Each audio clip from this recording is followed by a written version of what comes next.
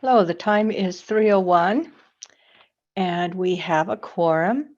So we will begin this budget workshop.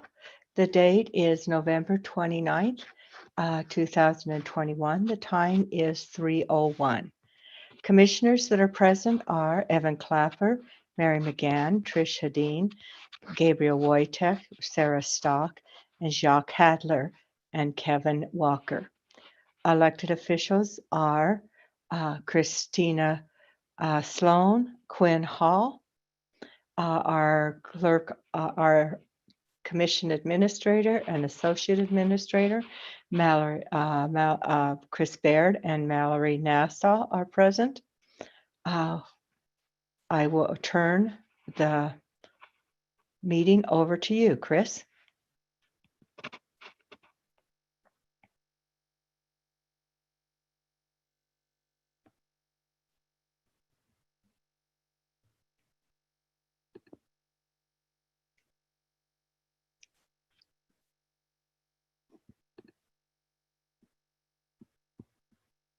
Oh, sorry, I was muted there. Thanks, Mary. You're welcome. I'm going, oh, what's going on? I know, I was Okay, kind of talking. Nobody was responding. Are you ready to go over your requests? Who are you speaking to? Christina, for the attorney's office. Okay. I have a presentation prepared, and sure, I can otherwise talk about the requests I've sent the commission. Let's see your presentation. Okay, I think I prepared a presentation essentially about what the Grand County Attorney's Office does, because I think that we are somewhat an island unto itself, and talking with friends, even talking with folks that live in other communities about how their prosecution offices work, county attorney offices work. I think there is, generally a lot that isn't known about what the attorney's office does. So I'm going to share my screen. I'll try to go through it. There's kind of a lot of information here. So what the heck do I do? We do in this office, and who do we do it for? It's the focus of this presentation. The legal duties of the county attorney's office are set forth in statute, of course, Title 17, which is the county statute, Chapter 18A. Generally, the county attorney is the public prosecutor and civil counsel. And I think it's important for the commission and the public to realize who the county attorney represents, because this is part of what makes this office such a unique beast. It's the state of Utah, and that is many departments. Obviously, the Utah Attorney General's office is our main client, if you will, for criminal prosecutions, but that includes Highway Patrol, State Parks, Sovereign Lands, Division of Wildlife, and other state departments. Victims, defendants also. We have to spend a lot of time to protect constitutional rights of defendants and take that very seriously. Grand County, of course, and all its departments and department heads, Grand County Commission, residents and visitors of the county, but also residents and visitors of the city of Moab. That is because we are responsible by statute for prosecuting all the felonies and the misdemeanor A's for the city of Moab. And that's true of the town of Castle Valley also. So we are law enforcement. The county attorney is the chief law enforcement official in the county. And I think this is something that people don't realize or forget. And we're really sort of a kitchen sink of everything else to help consult with, advise, and support all county departments, along with those state departments we talked about. And all that in the hopes that we are providing county and community protection, which looks like a lot of things. That's protection from crime, liability, all bad things, a whole bunch of civil issues that I do think you guys are pretty tuned into on the commission. So we're kind of this unicorn. I think in the county, we are different than other people. We're statutorily special. We have a lot of duties, and we have a lot of duties to a lot of people and a lot of agencies. This is set forth in statute, and we are separated by statute. Of course, we're TRT fundable as law enforcement as well. Not that we have enough TRT for all we need.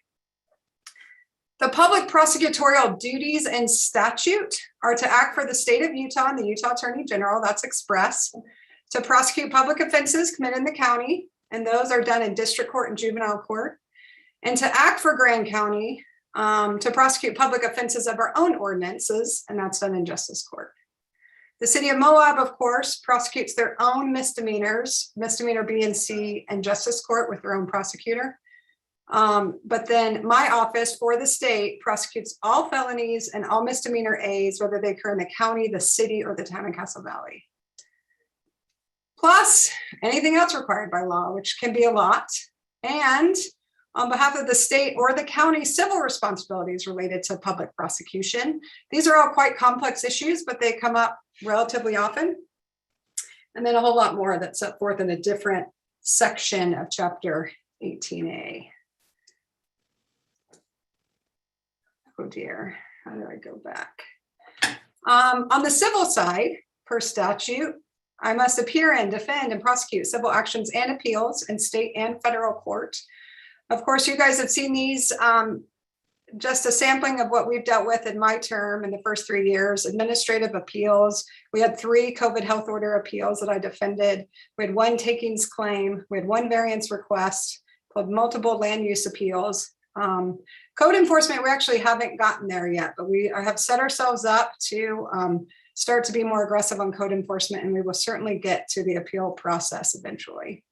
On the litigation side, form of government litigation was a big deal. Creekside land use appeal went to district court. The Peakview high density housing appeal is pending in local court, local district court. And of course, the armed federal litigation recently concluded. Also must act as the county's civil legal advisor and attend all necessary county meetings. Of course, a huge chunk of my time is used with planning and zoning. This is a place where I hope to get the civil paralegal up to speed to help facilitate, but I've been so understaffed in my office that she has gotten pulled back onto the criminal team for the foreseeable future. So it's all me for now. Support to all county departments. And just the civil work alone requires some level of expertise in about 200 subject matter areas. This is estimated by one of my county attorney peers who came up with about 193 subject matter areas, but I won't bore you with that list. Oh dear. I am not, there we go. Plus a whole lot more. There's 5 other statutory provisions or sections. Plus review and correction of state statute and county ordinances. I liked this one because I have tried to get in the state's business when there are statutes that don't legally make any sense or are even biased or unconstitutional. But I've been told many times by legislators I have no business doing so. But in fact, it's one of my statutory duties that I must review, but also do what I can to help correct illegal state statutes. Plus anything else the county needs. And then plus in Grand County, our active community requires, a lot more engagement with some of our big issues, and you guys are very tuned into that. Okay, so public prosecution, but what the heck is that? So again, I'm focusing on felonies here, and the information I'm going to talk about here is just our highest charge cases. Oh, I thought I had a trigger warning. I'm not going to get into any specifics of cases, of course, but we are going to talk about violent crimes on a general level, and also violence against children. And so, for the public, especially if these are issues that would create distress for you, time out for maybe five minutes or so. So the information here is going to talk about our highest charge cases. Obviously, in many cases, you're charging numerous things.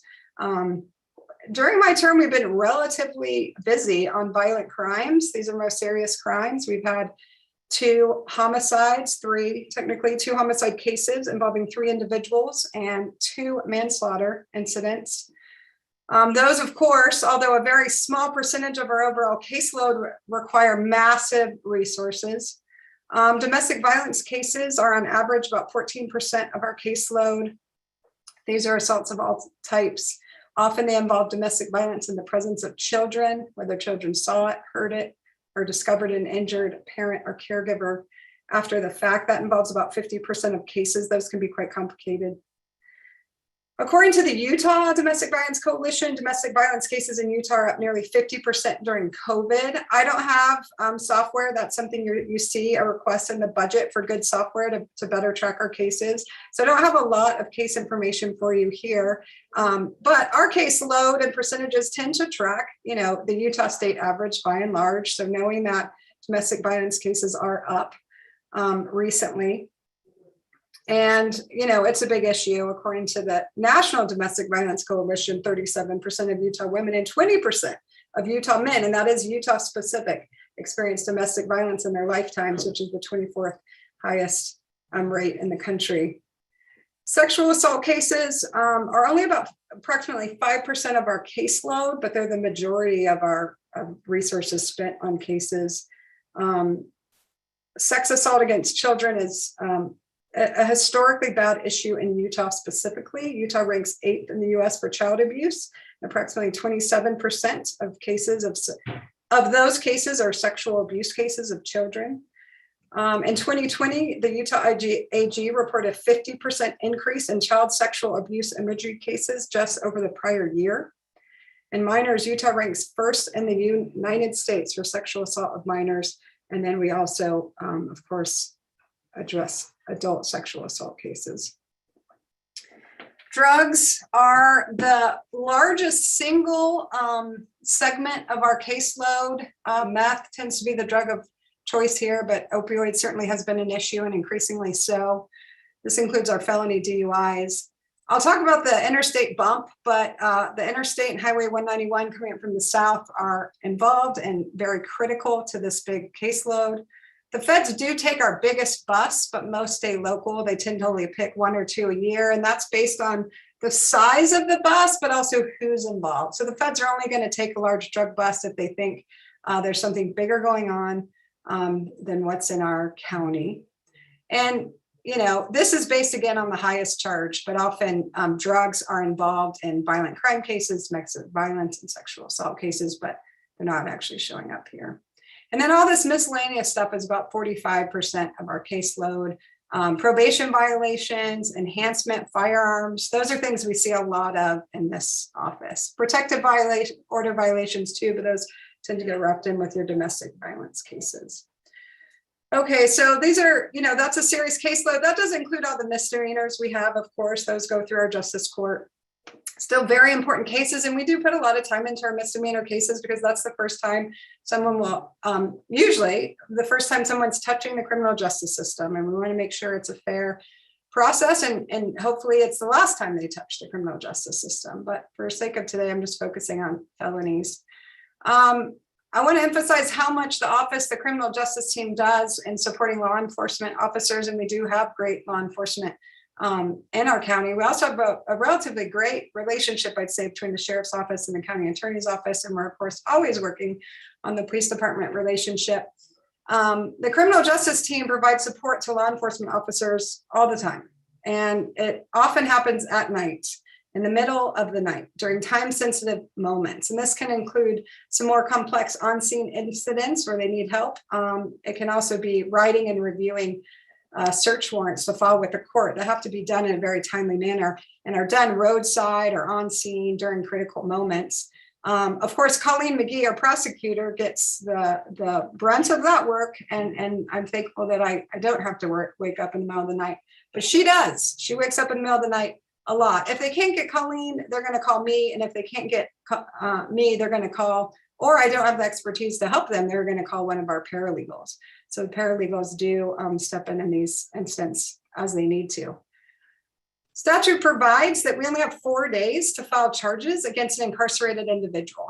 This means if someone's arrested 3 days of the week, Wednesday, Thursday, or Friday, the criminal team has to work at night, and they have to work on weekends to get the files charged, or to file the charges. And this is part of it, of course, is the weekend deadline.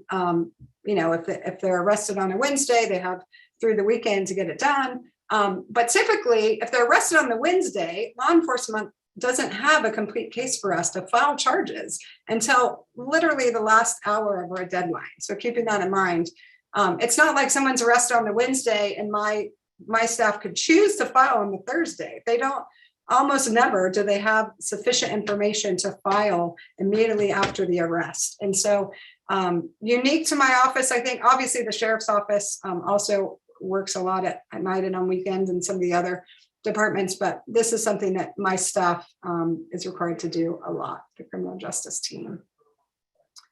Okay, so what exactly do they do? The prosecutor appears, and you know, the prosecutor is really the face of the office, and they appear in court, right? And all our courts, district, juvenile, drug, and justice court proceedings, hearings, and trials, they are required to appear, and a paralegal cannot appear for them.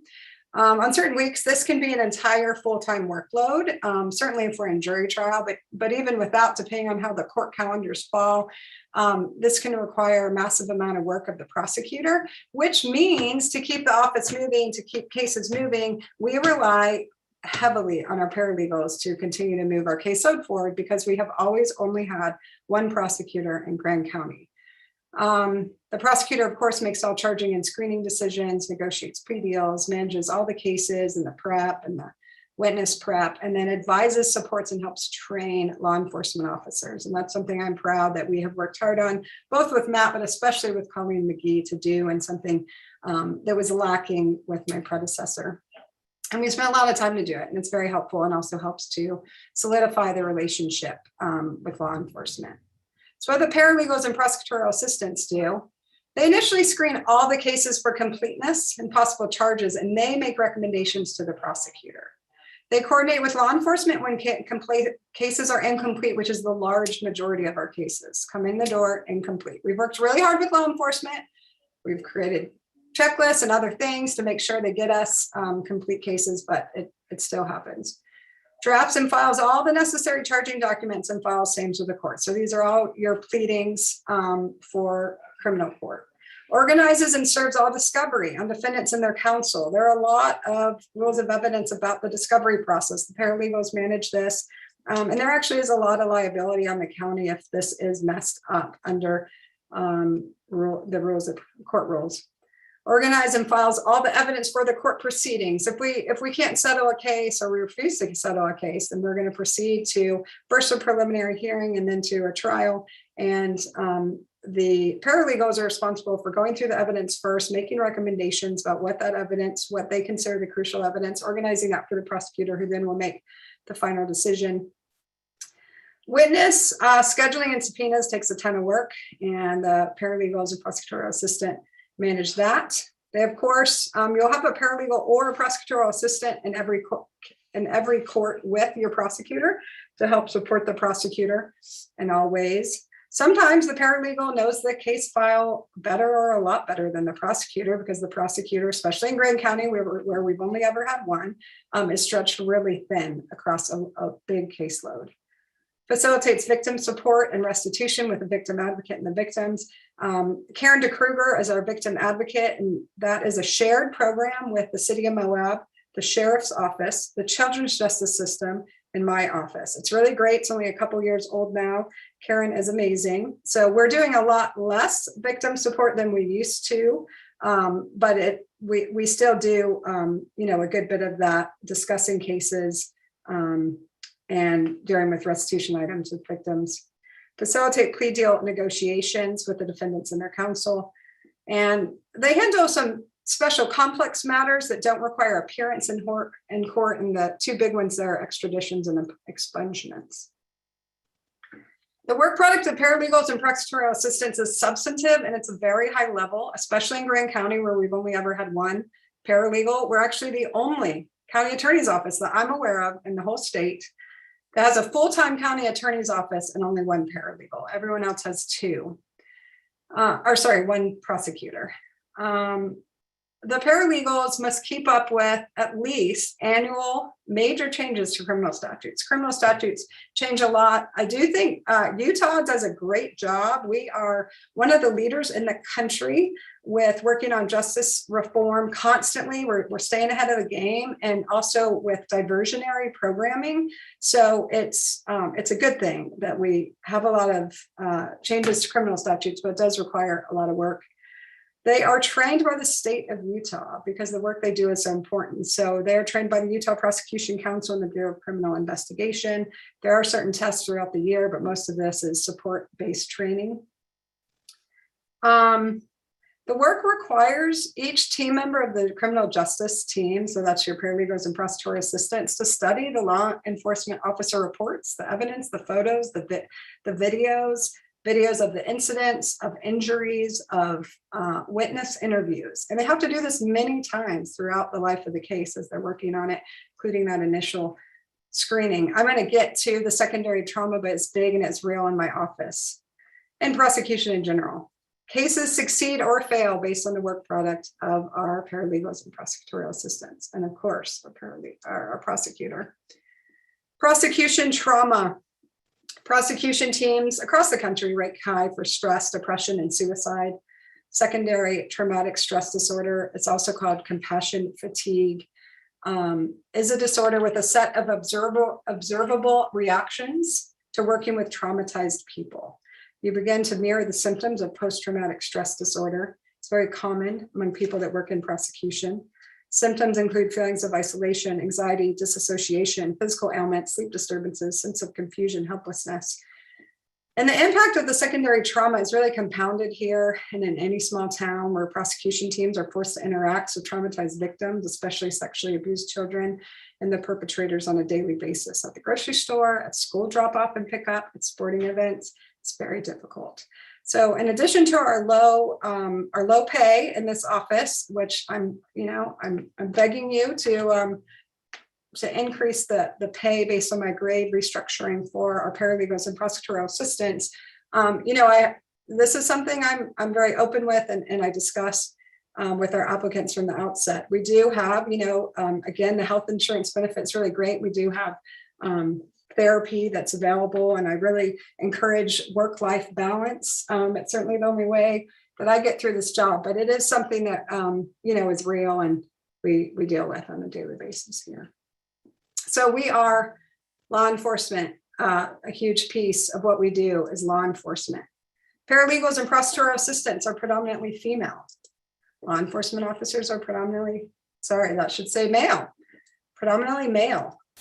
Guess who gets paid a lot more for comparably substantive work with comparable training in the same criminal justice system? Male law enforcement officers. That's not a surprise to anyone.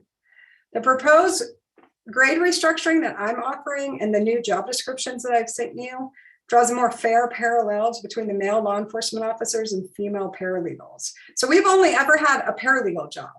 And then we've created an office manager, executive paralegal job for Terry because she's been here for so long.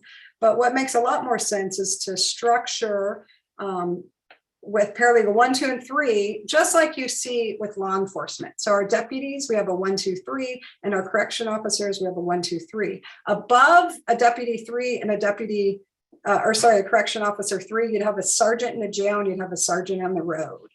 And so, here, I'm not proposing that sergeant level, but I am proposing that we restructure these paralegal positions to more fairly be comparable with their male law enforcement peers. It's also not a surprise, Utah women significantly underrepresented in legal careers where they face bias and harassment. There was a study back in 2010, it was supplemented in 2020. It was released in December of 2020. And this is an effort by an organization called Women Lawyers of Utah and Utah State University. The information from the study is focused on female attorneys. So they haven't done a study of this type with female legal support staff, but you can draw a lot of parallels, I think, that are common sense. 47% of Utah female attorneys in government law have reported harassment and bias, up from 7% in 2010. There's a lot of reasons why that percentage may have increased so dramatically, and not just that there's more harassment and bias going on, but that the Me Too movement empowered women start talking about it. The government lawyers, that 47% number was the highest of the reporting categories, which include nonprofit attorneys, in-house counsel, and private firms. Utah, of course, is below the national percentage of female law school graduates, just below. It's not so bad, right? Women are going to law school, but they're not getting jobs. Utah is way below the national percentage of female lawyers, with 25% in Utah. These are all, by the way, 2020 numbers versus 38%. Utah is below the national percentage of female partners in law firms, half of the national average. And we've only increased that 1% in the last 10 years in Utah. So what's my point? My point is that the county's salary survey is based on an average of county wages paid to paralegals and prosecutorial assistants in other counties in Utah. But the wage data for female legal support staff is biased and flawed because of this gender wage gap. The Utah State University published new data on that wage gap in Utah in 2021. Now, this isn't a legal number. It's just generally women in Utah are paid 30% less than men for the same job compared to a national average of 18%. So I think it's really important, given this information, to place strong reliance on a cross-county analysis of how the paralegal jobs, which are substantive, are paid compared to their substantive peers in other offices, which include the sheriff's office, the planning and zoning office, code enforcement. And I have sent you those pay plan comparisons. So it's in a Google Sheets doc, and I go through each one of my positions, comparing them to what I consider the other substantive positions in other county departments. With that said, I think we also need to, and I've just averaged them, okay? But one easy thing to do is make a comparison with the sheriff's office, because paralegals are as critical to our criminal justice system as our deputies are, and they both do complicated substantive work that requires training and skill. The other piece that's unique to Grand County is we've only ever had one prosecutor. So I've already said we're the only full-time county attorney's office I'm aware of with only one. So we have always, our paralegals have grown over time because we have two paralegals with over 30 years of experience between them. They do the work of attorneys in other offices. And that value is not reflected and can't be reflected in the statewide salary survey. I'm not suggesting that we pay them attorney salaries. They haven't been through law school and they don't have that certification. But, we have to figure out a way that better accounts for what their value is in the work product they're producing. And I think that is better accounted for in the cross-county analysis that I've given you. That is the basis for my grade restructuring. Oh dear, I've timed out again. Okay, so how does Grand County Attorney's Office compare to other county attorney's offices in Utah? This is really impossible for me to present to you. The offices vary by caseloads, the type of cases, charging philosophy, the number of attorneys versus the number of support staff, the number of full-time staff versus contract help, and all the county attorney offices do it differently. So I could spend all my time for months and months trying to get you that information, but I, of course, don't have that time. What I can give you is some snapshots. The largest office is Salt Lake County DA's office. They have 226 total staff members. That, of course, includes all their support staff as well. I haven't been able to track down today, because I worked on this today, the number of attorneys versus support staff. But I do know they have about 32 attorney vacancies as of UAC. They're really struggling with keeping people in their office. The smallest office is arguably Grand because of that only one prosecutor issue. A lot of the rural Utah counties aren't doing the complex civil work we're doing as well. And so that's an issue as well. The other thing to keep in mind is the highway bump. So we're the only Utah county with a north-south direct route from the south and from a bordering other state, which leads and disperses directly into an interstate highway going east and west. So we have a drug route going through Grand County. I don't think many people even realize it. It increases the complexity of cases and issues. We certainly get a bunch of drug busts. We have a more moving domestic violence cases because of it. We have more firearm charges. We have a lot of out-of-state warrants, which require that complex extradition work. So there's a lot of complexity to the fact that we have Highway 191 and such a large stretch of 70 going through the county.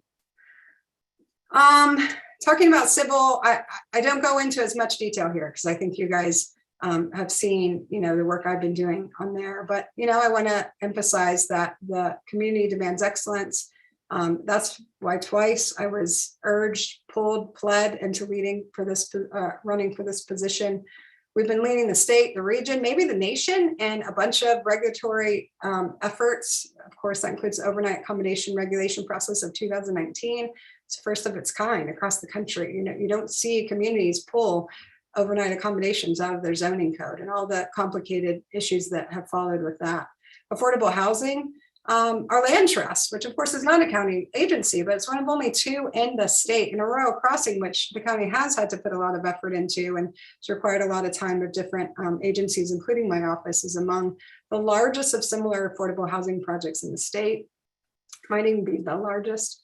I've been pushing planning and zoning, and so far I haven't gotten anywhere with it, to initiate an affordable housing requirement, probably more of a workforce housing requirement for every subdivision in Grand County as an exaction.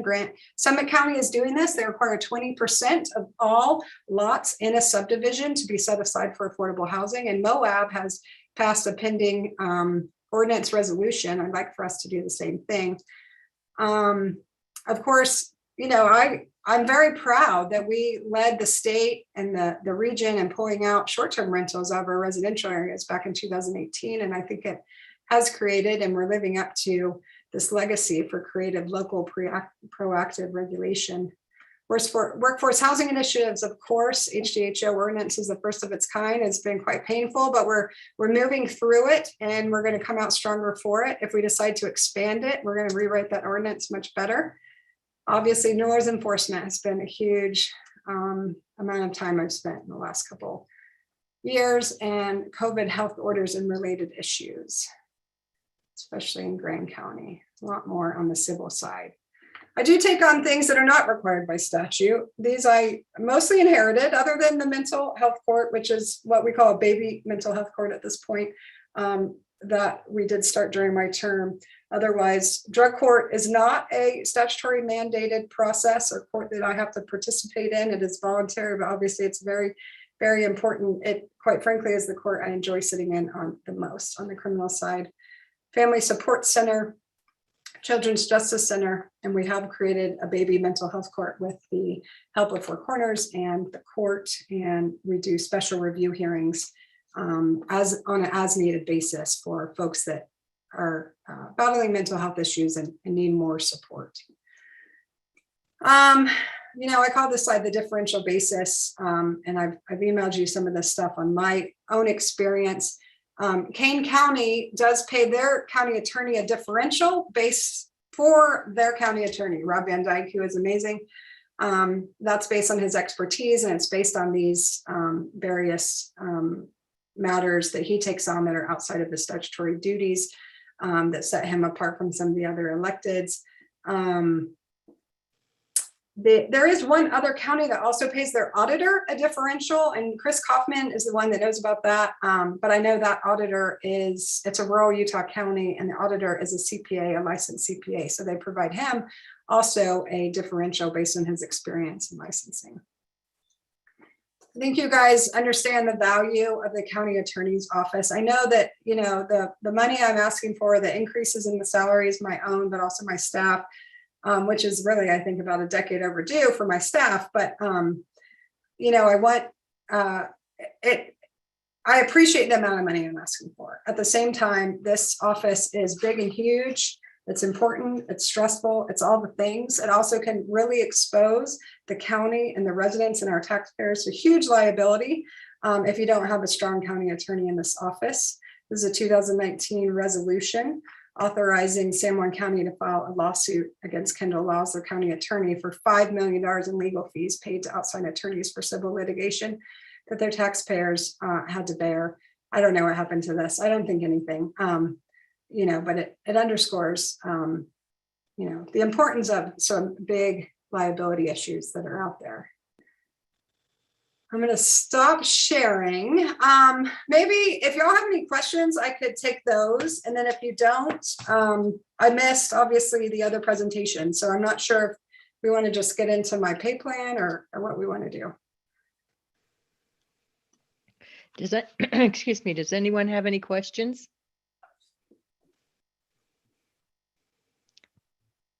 I have one. I believe, Kevin, you mentioned it earlier about, is it possible for us to take the county attorney and have it not be an elected official? We discussed that at one time. Yeah, You know that what's, is- Hmm? That is not possible. I think Kevin was thinking that that might be a possibility based on our form of government plan, but statute does not allow that. Okay. That's too bad. Well, I don't think I'd do this job if I wasn't elected anyway. It's too Okay. hard. It's Well, very I helpful. guess my concern is that with you at the helm, you know, this is an amazing office, and everything you say is being done correctly, and the value is beyond measure. It's, I guess, my fear is if we set up things to this degree where everybody's getting what they deserve right now, that could change dramatically if you weren't at the helm. And, you know, that's just a consideration. And I can appreciate that. I think we could work with that with the differential. Now, Kane County does it informally. There is no resolution that memorializes the differential or how it was created. The Kane County attorney is paid double the other electeds other than a sheriff. He also pointed out to me that's what the majority of 5th and 6th class counties do. So quite frankly, I don't think there was a big discussion on their end about how to come up with this differential, but they talked about it in meetings to help justify that the difference in salary there. I don't know if that CPA auditor, if they have memorialized that in a resolution, but there's no reason why we can't do that or we shouldn't do that. We'd have to figure out what that differential looks like and what the base is versus, how the differential is paid. So I do think that's just looking important that we have some kind of safety measure in place so that it's just not a given that will be the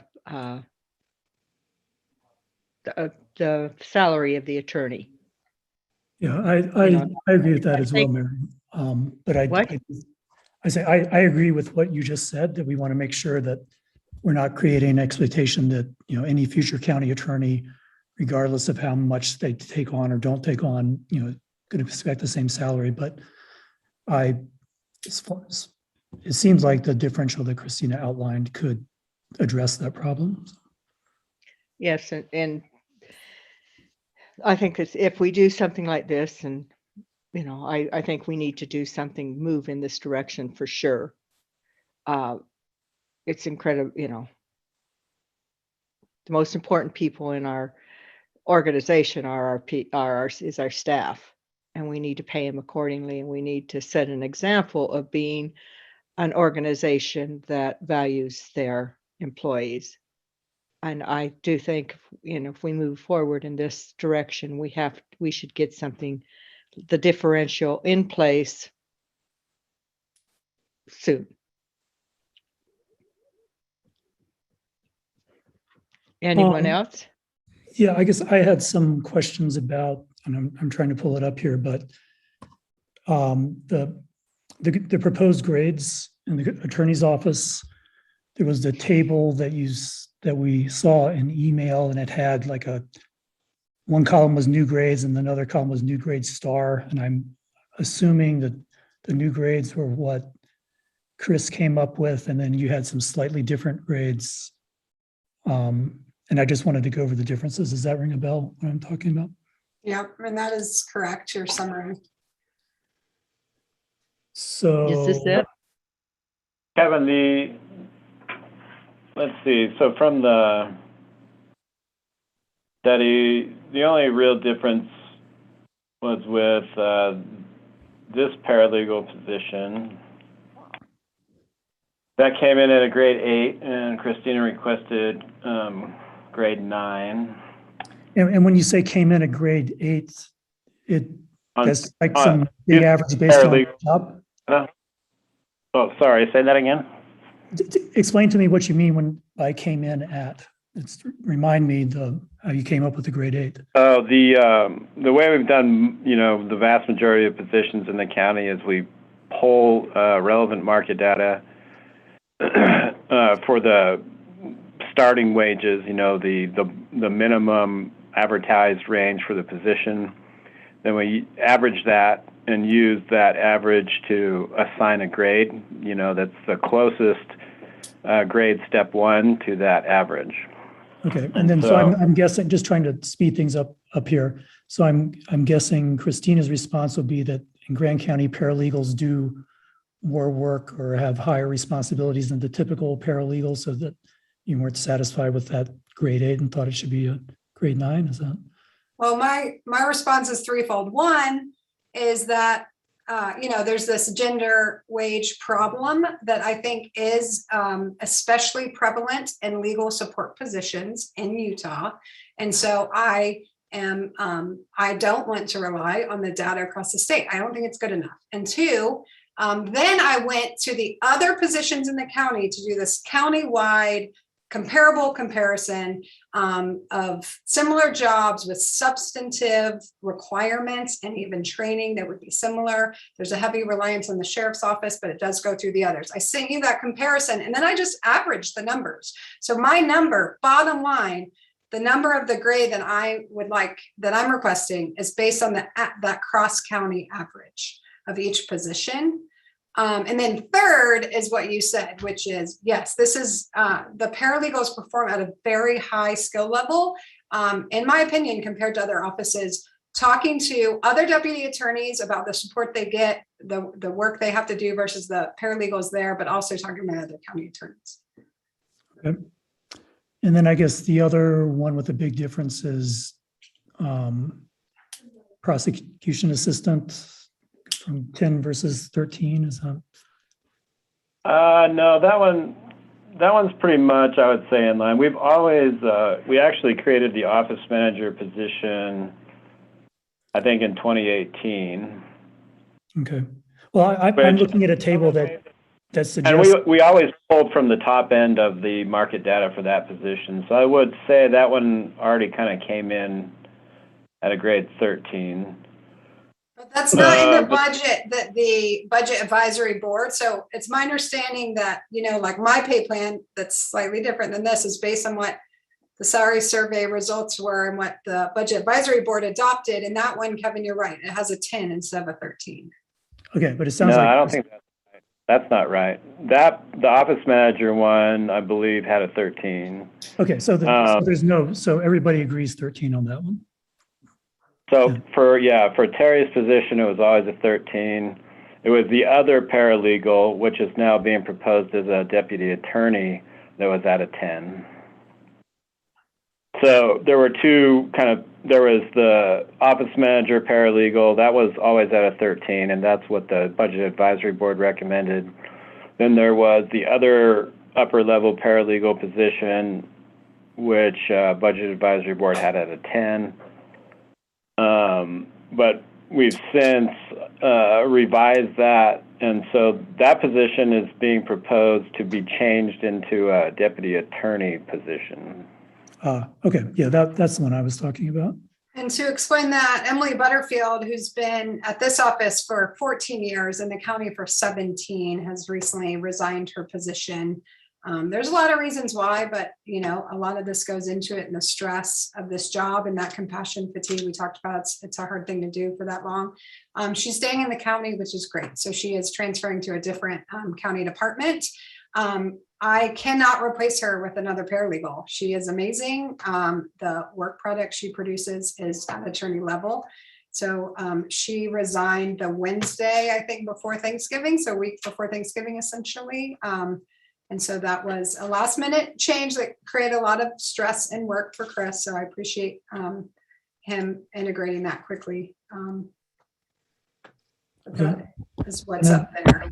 And then the other difference that I see is for the deputy county attorney at grade 22 versus 24.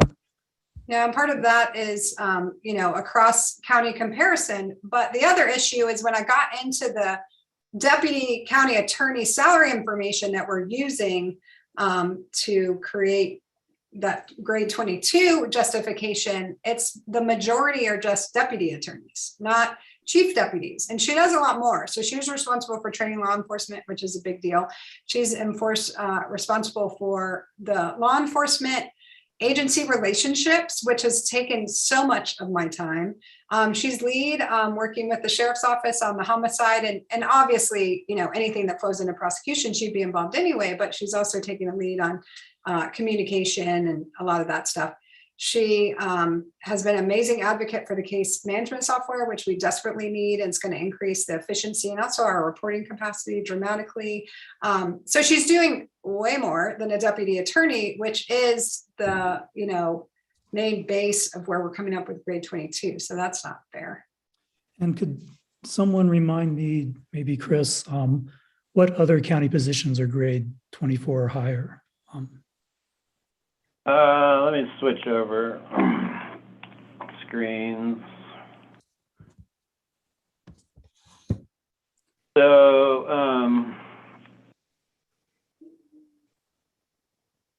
for 24, from what's being proposed, there'll be 3 of them: the associate commission admin, chief deputy county attorney, and then the new position that I proposed, strategic development director. Okay. And then the only one that's higher than that, that's on the grade and step, would be the commission administrator at 26. Okay. Of course, the salaries are a function of both grade and step, and so,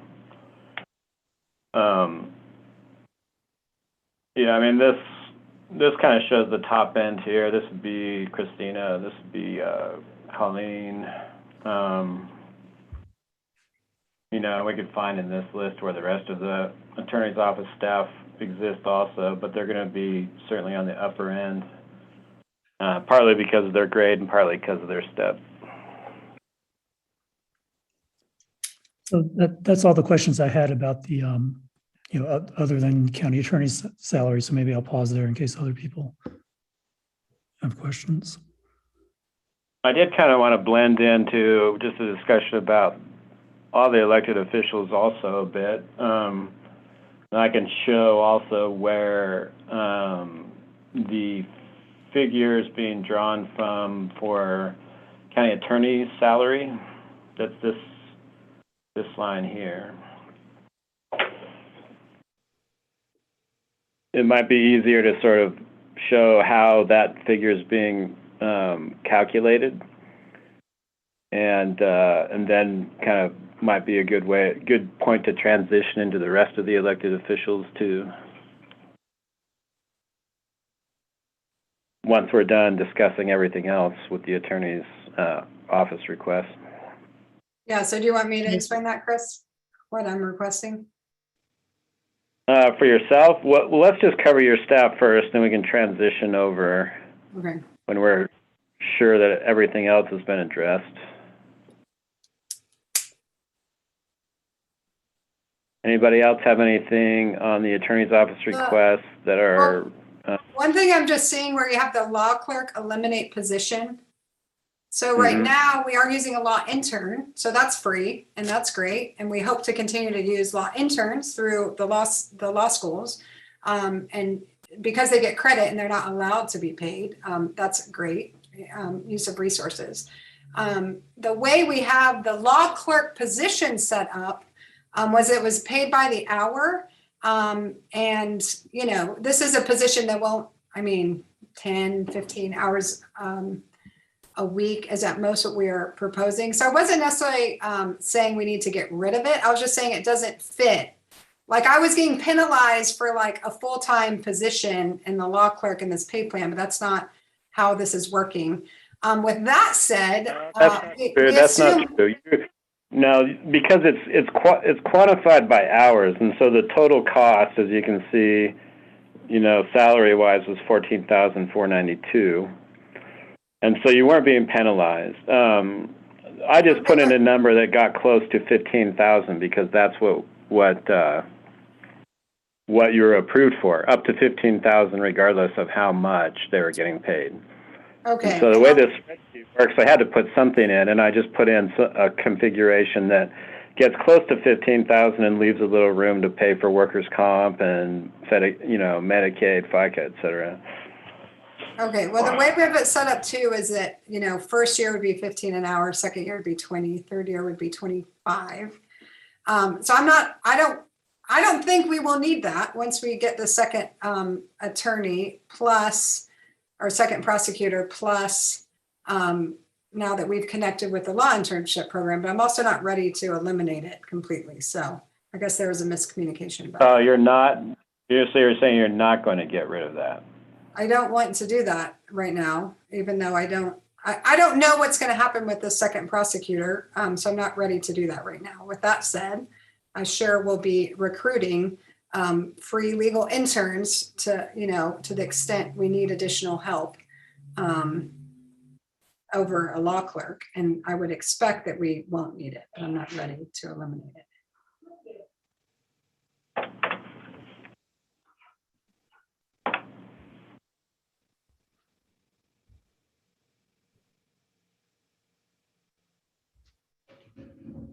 Do you guys have any other questions on staff? Does anyone have any other questions? If we're to make adjustments, Chris, is it easier to look at the grade or the total salary with the steps? Well, I mean, for the most part, I'm not wanting to mess with steps. Right. A couple exceptions maybe, but this process wasn't designed to take into account the employee. This process is just specific to the position. And so what we're looking at is, are the grades right for the position? And then of course, an employee's level of experience, their amount of time with the county, whether or not they're engaged with the merit pay for performance program, all these things factor into their step. And so I am trying to just look at it sort of objectively from the standpoint of the itself. And the goal is to create a salary that's competitive on the market so that we can maintain adequate retention and recruitment. Yeah. I guess I'm also I was just going to say I'm in the boat that it seems like the grades need some adjusting to reflect the fact that they're doing more than just clerical work. And so if there's a general consensus that that's the fact, is there more questions about where the grades should be?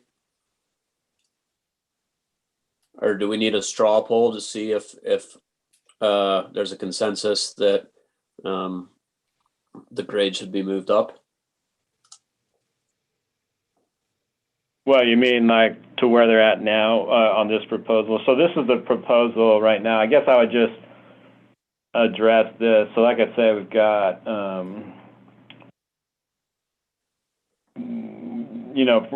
with regard to what's diverging from the market data that we pulled, there's, like I said, there's a million different ways to create market data. So this is going up from where the market data fell, like I said, from a grade 8 to a grade 9. For this one, I mean. No, sorry, this one. Yeah, and then this one's the same as what the market data had in the process. The deputy attorney, that's a request to change a position. The market data, though, justifies that salary for a deputy attorney. And then this one's another bump in grade. I mean, you can look at it a lot of different ways. You know, I guess relative to Grand County only, you know, you can look at it that way, or you can look at it a variety of other ways, you know, cross-referencing other entities. You know, when you look at it relative to Grand County, you know, I think the attorney's office is certainly going to be, you know, the two attorney positions are at the top here, you know, and depending on how many steps the deputy attorney gets hired on, they're going to be in the upper part too. And then, you know, the rest of the staff are certainly in this upper quadrant also because they're grade and step. But in terms of the duties of the paralegals compared to similar duties in other offices, does that need an adjustment in comparison to Evan, other? Numbers he has that adjustment in it. Yeah, So my if you guys like understanding his is, asterisk numbers, those are the numbers I'm requesting. yeah, so it's Yeah, my so impression the- that there isn't a whole lot of difference between what the market survey came up with and what Christina was requesting for staff. And that, you know, there's an 8 versus 9 for one of the positions and a 20 versus 22 for the chief deputy. 22 versus. So, yeah. Also, Chris, just for your spreadsheet there, Terry's title is executive paralegal / office manager. Okay. Yeah, the titles don't really matter. They're just kind of, we just have to be close enough to know that what we're talking about. Okay. The only thing that from this spreadsheet that's going to actually go back into the accounting system is the final grade and the summed up total of everybody's salary and benefits. Everything else is just for our own edification.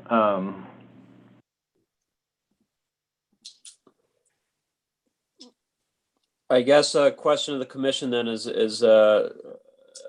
everyone comfortable with the adjustments proposed by the attorney for the attorney's office staff?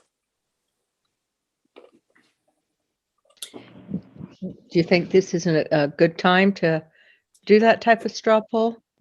I mean, I just know that there's other stuff on the agenda and we're like an hour into this already. Yes, you're right. Well, you know, you can change it, you know, all the way up into the point where we have to approve the budget, but it's going to be really hard for me to make a change on the fly, you know what I mean, in the middle of a commission meeting. And every time I increase expenses, I have to, you know, like government accounting requires a net zero budget. So if I increase expenses, then that means somehow I have to increase revenue to zero it out. Yeah. So what would you? That's something that to do. I am trying to get to the point with these budget workshops where I know what you want to have show up in the budget for the public hearing and the meeting on the 20th when we approve it. So answering Evan's straw poll question, I'm okay with Christina's proposed grades for the staff. So Kevin, Sarah?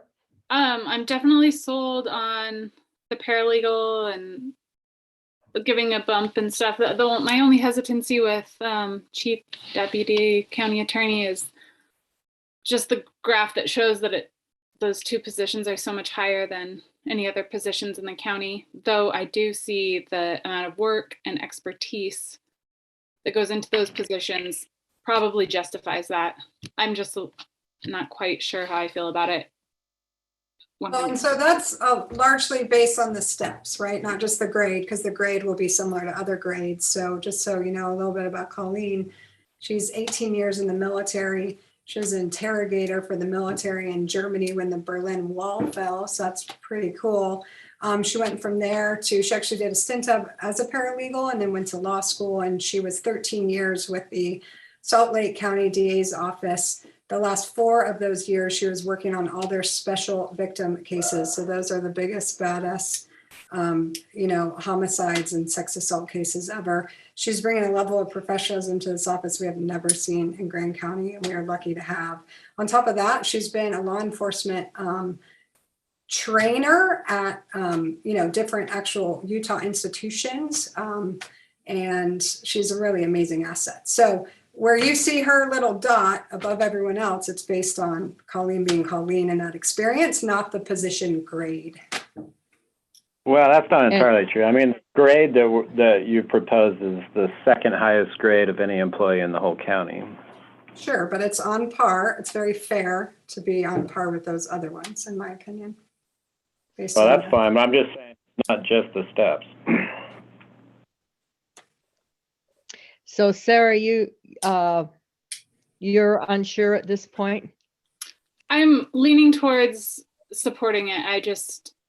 That's the differential in pay just seems like a little bit of a red flag to me. But I also, sorry, I'm not very clear right now.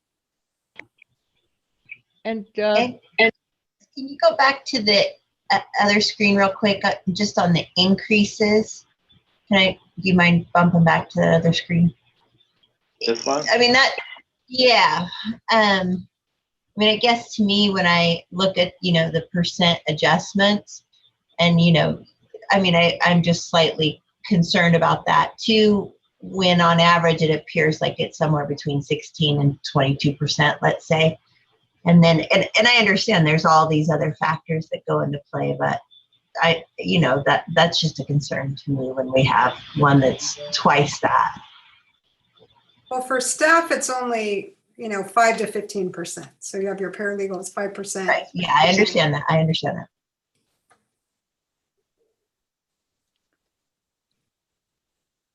I'm persuaded by Gabriel? the attorney's argument across the board. I'd be in favor of increasing the salaries in the Grand County Attorney Office as presented by Christina. Gabriel? Yeah, I'm supportive. Evan? Yes. Trish?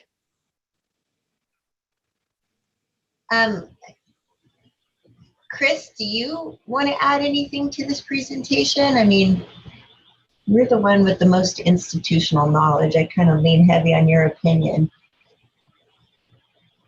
And if not, that's okay. No, I don't have anything to add.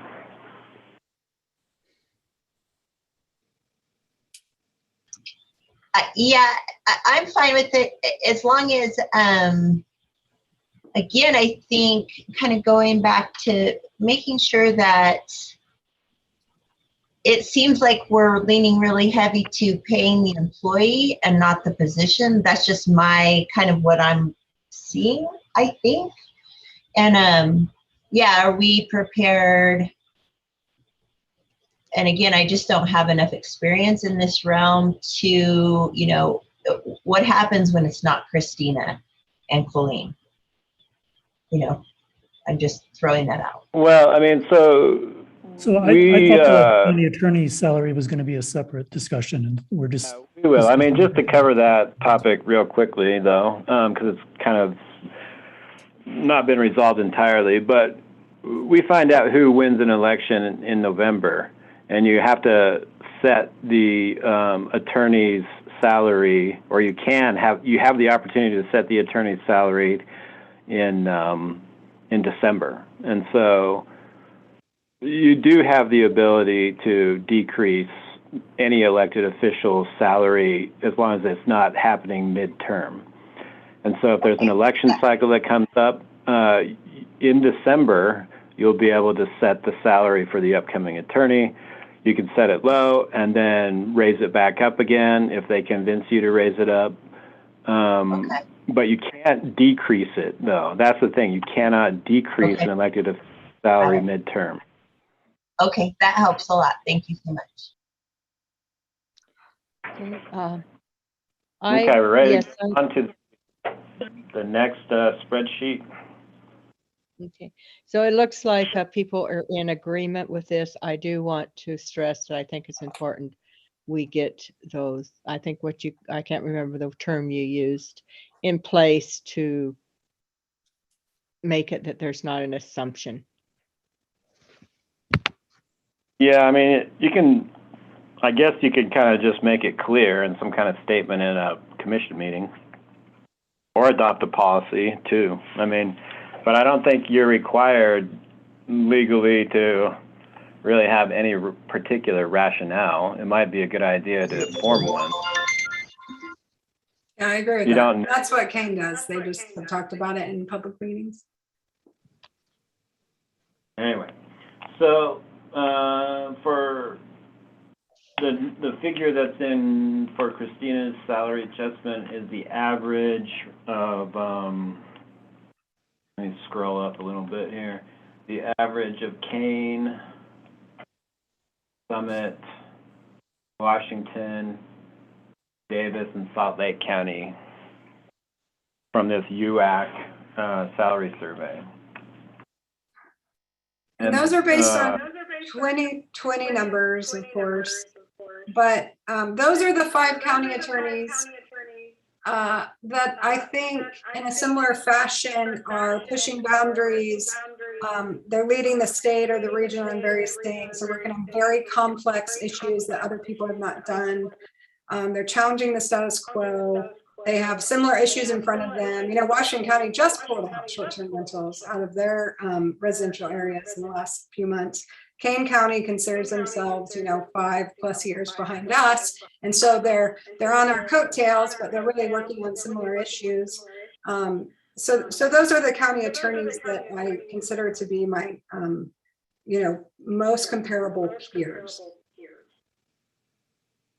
That's the number I think of fairness. That's not the highest option that I've proposed. You know, what one of my county attorney peers pointed out to me was that the majority of 5th and 6th class counties double the other electeds. You know, I'm not proposing that. That's an even higher salary. But once I was like, oh, wow, really? So then I went back. And it's only, you know, a slight majority, but it is a majority of the 5th and 6th class counties are doing that. You know, that could be very particular to those counties and the people that are in those offices and the education, and how difficult it can be in rural Utah to attract people with professional licenses to come back home. It's a really big deal to get people to come back home and stay. So I think a lot goes into that, but that's the highest option. That'd be even higher than what I'm asking for.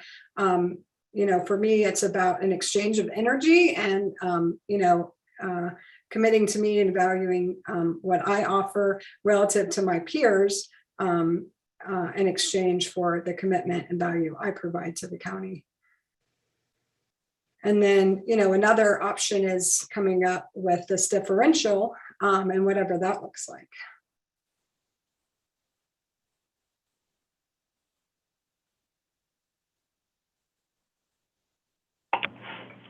So anyway, just to continue on a little bit, the rest of the elected officials will use the average of all counties except 6th class counties.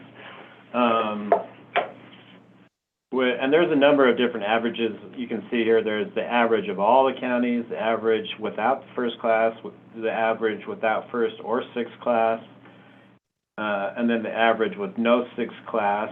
And so the one that's the average with no 6th class is the highest increase of them all. And that's, you know, of those averages anyway. And so that's where the rest of the elected officials are set. And then there's this, the one that we just went over from Christina. So that's just a explanation of the elected officials' salaries. And I think there's Chris, also... Did you just, sorry, you said that what's in the proposal right now is average of 5th through 1st for other elected officials? 1st through 5th, yeah. And then we have these percentages down here. And so you can see that this percentage doesn't take into account Christina's proposal, but the rest of them, so you can say 13.86 increase for assessor, 12.91 for recorder, 14 for treasurer, 9.16 for sheriff, 12.23 for the surveyor, which is really just the average across all these because there's not really good information on part-time surveyors, and then 15.24 for clerk auditor, I mean, the one that I see that's kind of an issue outstanding is that this 9.16 increase for the sheriff. We bounce back to the other spreadsheet. You can see that some of the sheriff's subordinates, or one of them at least, would be still above the sheriff in pay, and then several others would be very, very close and probably surpass the sheriff pretty quickly due to the pay for performance program. I mean, I don't know if you've heard from the sheriff or not. I think he's planning on retiring next year, but I'd probably put that up to a 14 or a 15% increase just to get the sheriff up above subordinates. Whoever that, it will be Steve next year, but after that, somebody else will be the sheriff. And my impression from around the state is it's actually not unusual for elected officials to have a lower pay than subordinates. But is your point that it might be hard to recruit someone to run, since that we would be probably recruiting I think it depends subordinates? on the situation. I mean, I think, for instance, in some cases, like with attorneys and engineers, you'll see that happen. But I'm not so sure that you see that happen all the time with law enforcement. But I don't know. I mean, it can happen, and it's mostly a result of the employees being there for 25, 30 plus years and being maxed out on their steps. But I guess I just look at it from the standpoint of, just looking at these percent increases across, the assessor, recorder, treasurer, and just seeing that the sheriff's the lowest increase among all these full-time elected officials, and just thinking that it doesn't reflect the position itself. I see that the sheriff's duties and responsibilities and the amount of work that goes into that position has probably gone up just as much, if not more, than the work that all the rest of the elected officials are doing. But it might mean that just at the last salary adjustment, the sheriff got a bigger bump than normal. And things. Well, we did give a little bit more of a bump last time too. I mean, that's just my suggestion. I'd probably go with like 14% at least, but I support and that. part of it has to do with just trying to also ensure that there's some incentive for people to run who are experienced. Yeah, so I guess Well, quickly, I'm trying not to get into a city-county comparison, but that 9% increase still puts our sheriff below the police chief, who has a 5 square mile area, whereas our sheriff is managing, a land area the size of many states in the northeast of the country. Doesn't seem fair.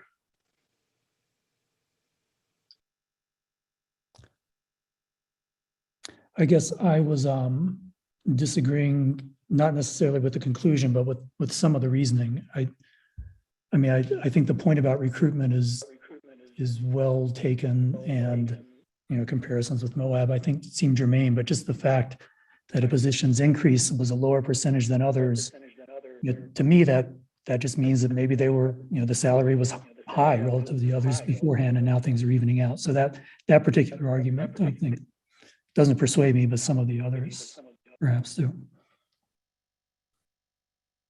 Okay. Is anyone else hearing an echo? I'm not hearing one. Maybe. I'm hearing one. It might mean that maybe because of- So as an experiment, if Chris could mute himself for a moment, let's see if the echo goes away. Hearing one? Okay, I'm not hearing the echo now. Oh, now I still am. I'm not hearing one, To but me, I'm on that's- the phone. I called in, and so maybe it's something that's happening over the internet. I don't know.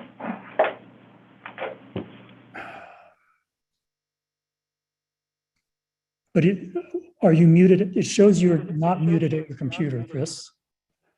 So if you're calling in Yeah. over the, Well, I usually use the mute button on my phone. I can, let me turn off my mute, or turn mute on my phone and then see, you talk and see if an echo comes. okay, I predict that now the echo is gone. And it is, yay. Okay, that was it. So can we still hear Chris? Yeah. Well, I'll stay muted unless I'm actually speaking. Okay. Because I don't know why the echo. I'm sorry to dwell on these technical issues, but it is pretty distracting. But what about your computer? Is it muted? Well, let me see. I shouldn't. Like it's not. I shouldn't be even connected through my computer. It doesn't even have a Well, microphone. how are you now. sharing a screen if you're not connected through your computer? Well, my audio is not connected through the computer. Well, to me, it sounds like it is. So you Okay. find the mute button and usually in the lower left. Well, here, let me mute my phone and then see if you can still hear me.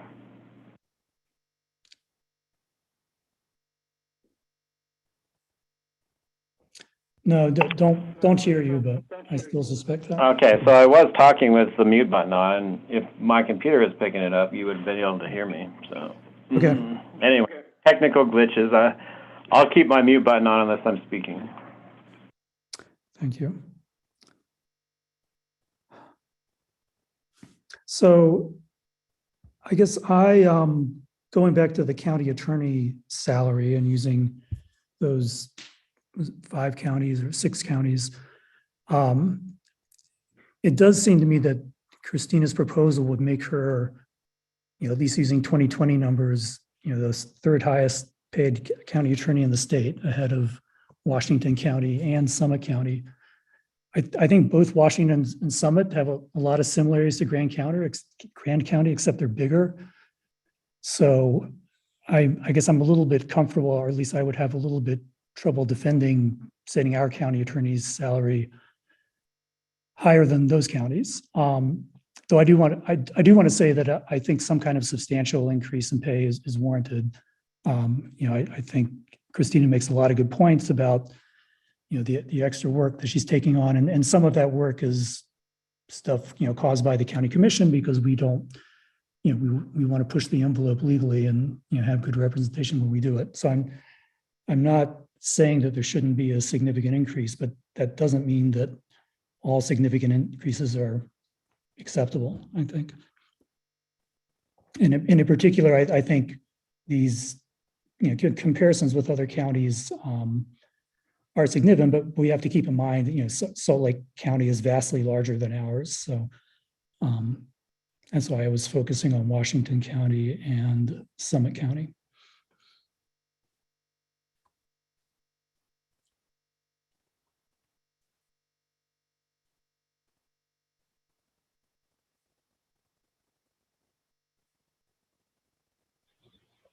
Were you trying to say something, Jacques?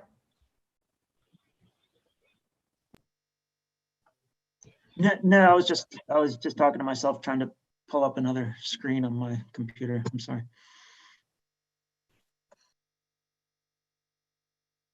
So I would like a little more clarification on what you just said, Kevin. I'm not quite sure what you meant. It sounded like you were looking at. So if you look pegging at this the column for the county attorneys, the top 2 numbers are well above 160,000, but none of the other numbers are. So that's one thing I was pointing out. And if you look at Washington County, which is line 6, and Summit County, line 11, those are counties that are, it seems to me, in every way more complicated than Grand. At least, they've got bigger population, they have significant tourism, all those things. And so I was saying that while I do think some kind of significant increase in pay, with this differential that we discussed earlier, I could support.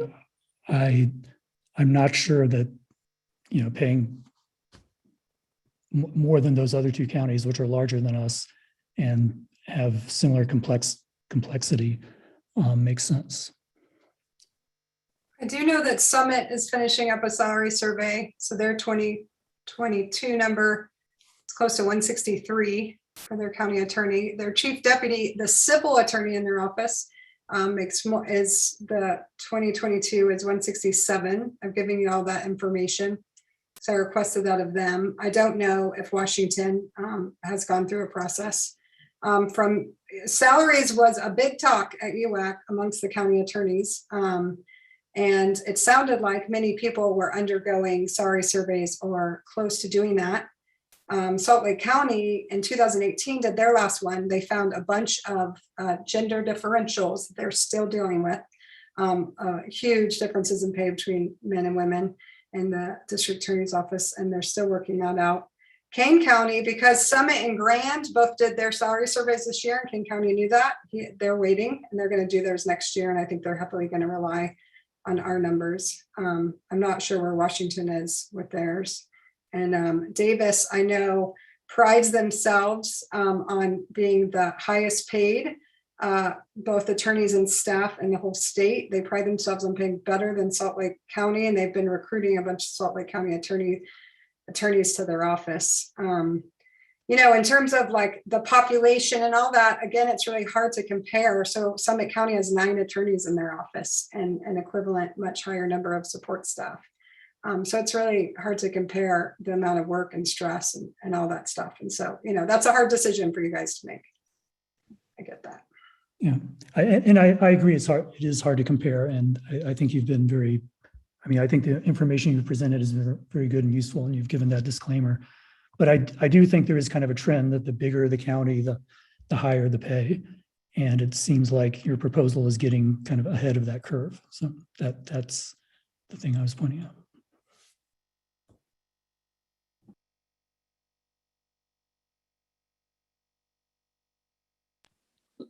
So is in terms of methodology, are we just kind of picking a number here, or is there a algorithm or formula? Like, I guess, how did we get this number that we're currently operating with? Do you know the history behind that, Chris? Yeah, that's what I went over previously. So it's the Sorry. average between Kane County, Summit, Washington, Davis, and Salt Lake. So Davis and Salt Lake are the ones that are, you know, driving it up quite a bit. No, But I meant the current salary, not the proposed. Oh, the current? Yeah, that's the, I'm trying to remember how we did it last time, but it was based on, I think, something similar, this average of all counties, but pulling outliers out, like 6th class. And so, you know, if we stuck with the same methodology as we did last time, the salary would be $126,859. So you're saying that the current, the salary that was set last time around treated the county attorney the same as other elected officials, you're saying? Same Yeah. methodology? I mean, so I think one straw poll we could do is I do think that the county attorney's office is different and that we shouldn't use the same methodology. So I'm certainly comfortable with, you know, deviating upward from that figure. I don't know if my guess is most people agree with that, but if that's not true, we could do a straw poll. I'm okay with the differential. I'm okay with that. I agree with you, Kevin. Okay, sounds like people are in agreement that we need to treat the county attorney's office differently.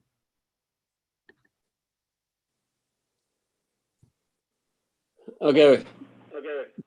So, did you have any other ideas around that, Kevin? Well, I was going to wait for other people to express their opinions before I sorry.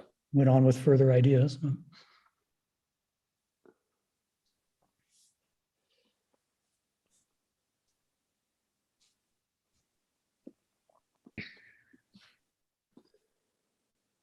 It's a hard one. I personally would feel uncomfortable being okay with all the other proposals and not this. So I guess I'm leaning toward accepting Christina's proposal. I agree with Mary. I think Christina's arguments are compelling, and I'm okay with her ask.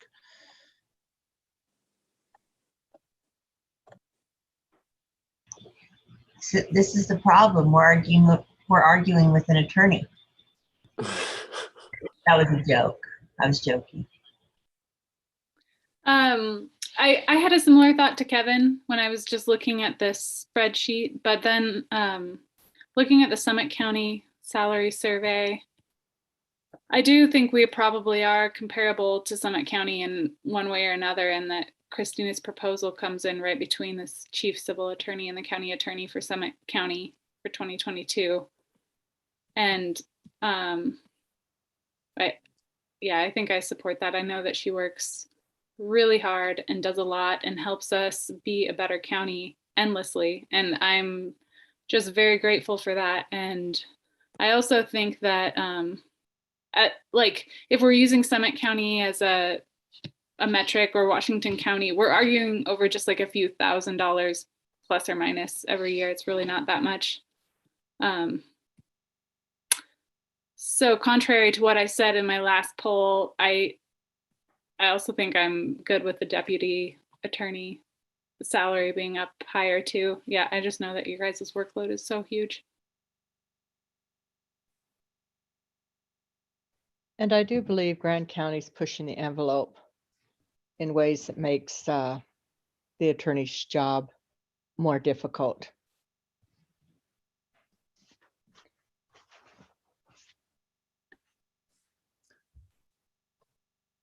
I mean, I certainly agree with you that we are, and and I'm glad that we have a county attorney who's willing to support us in doing that.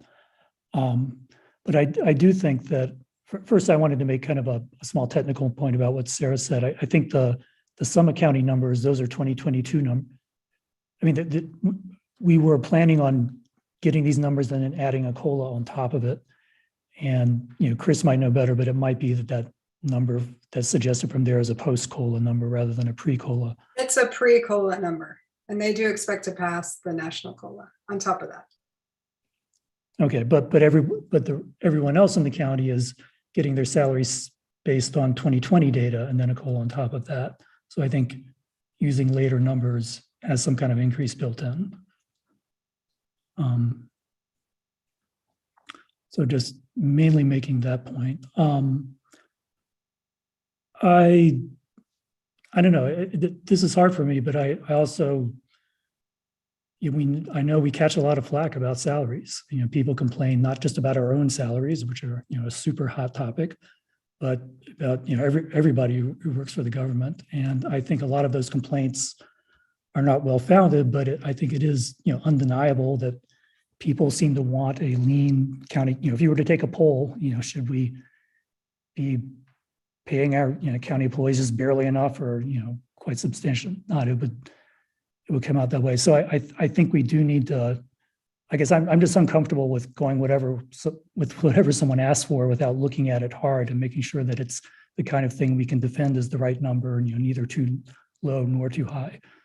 But if other people want to go with the higher number, I'm happy to vote for that. But to me, that comparison with Summit and those kinds of counties makes more sense. I think this average of the 5 counties that went into the proposal, that could have been 6 or 7. There's lots of different ways of slicing that, which I think Chris and Christine have already pointed out in their presentations. So I know that's, and I think all the numbers we're talking about are a very substantial increase percentage-wise over what it is now. And furthermore, there's Chris's chart that shows all of the proposals we're talking about. The county attorney would be paid far more than any other county employee or elected official. Yeah, I mean, I kind of fall, I'm from working class and I do come from a somewhat more conservative stance on this. It doesn't mean I don't value employees. That's not at all what it is. It's the same. Basically what Kevin's saying is, how is it viewed from our citizens and our constituents, and what is fair as far as pay raises every year. And I'm a institutionalized, I'm a government employee. I always have been, and I've gotten a 5% pay raise every year. And so I think we just need to look really hard at this, and try to be as fair as possible and be responsible with taxpayer dollars.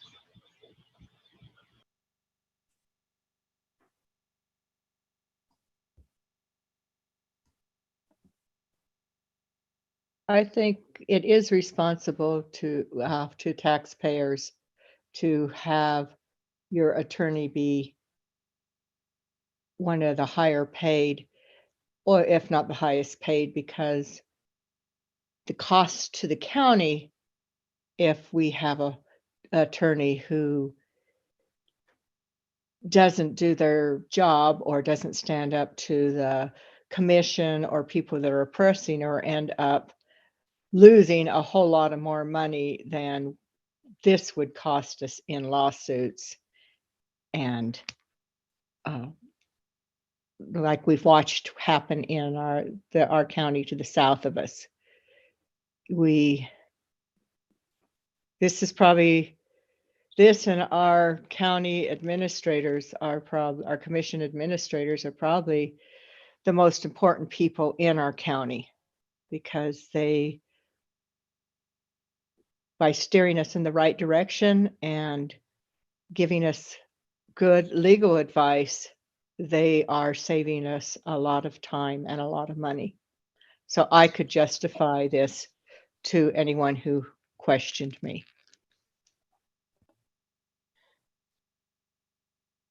I've always been in private sector business where people are paid basically by the job that they do. And I think if these were private sector jobs, they'd potentially be making even more.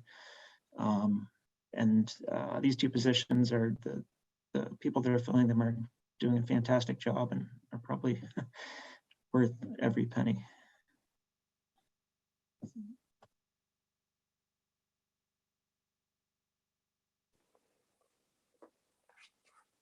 I haven't heard from Gabriel or Evan. So far, I have it that Trish is a no, Kevin is a no, Sarah, yes, Jacques, yes, and Mary, yes. So I really do need to hear from Gabriel and Evan. When I'm looking at the methodology of comparing to the peers, I'm curious about how it would look if Salt Lake and Davis were removed and it was just an average of Kane, Summit, and Washington.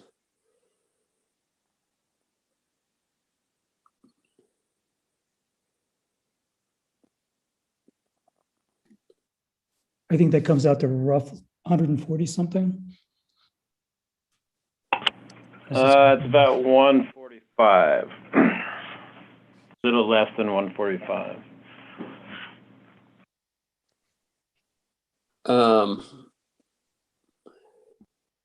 I mean, to Kevin's point, that might be a little more kind of representative of where we are as a county in terms of size and revenues, etc. I like that idea, Evan.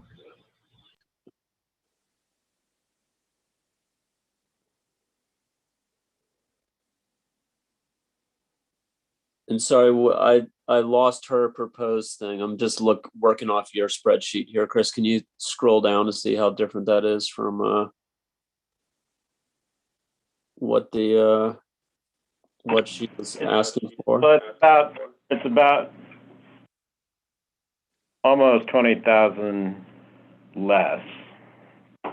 Yeah. So 164,223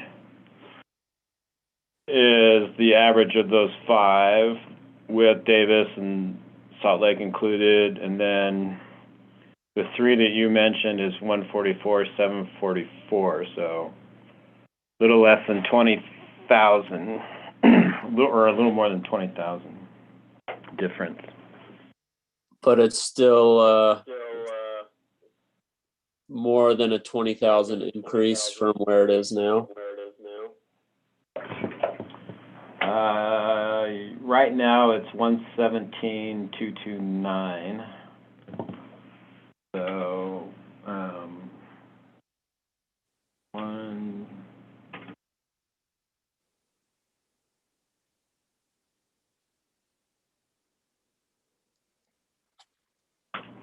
So that would be $27,515 a year increase. And what percent is that, Chris? Do you mind throwing out a percentage? Sorry, I couldn't hear you very well. Say that again. What percent?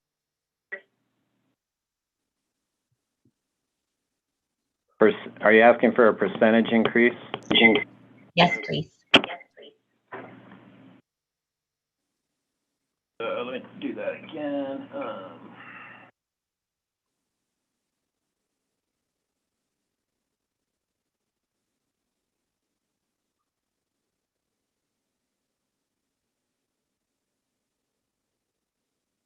About 23.5%.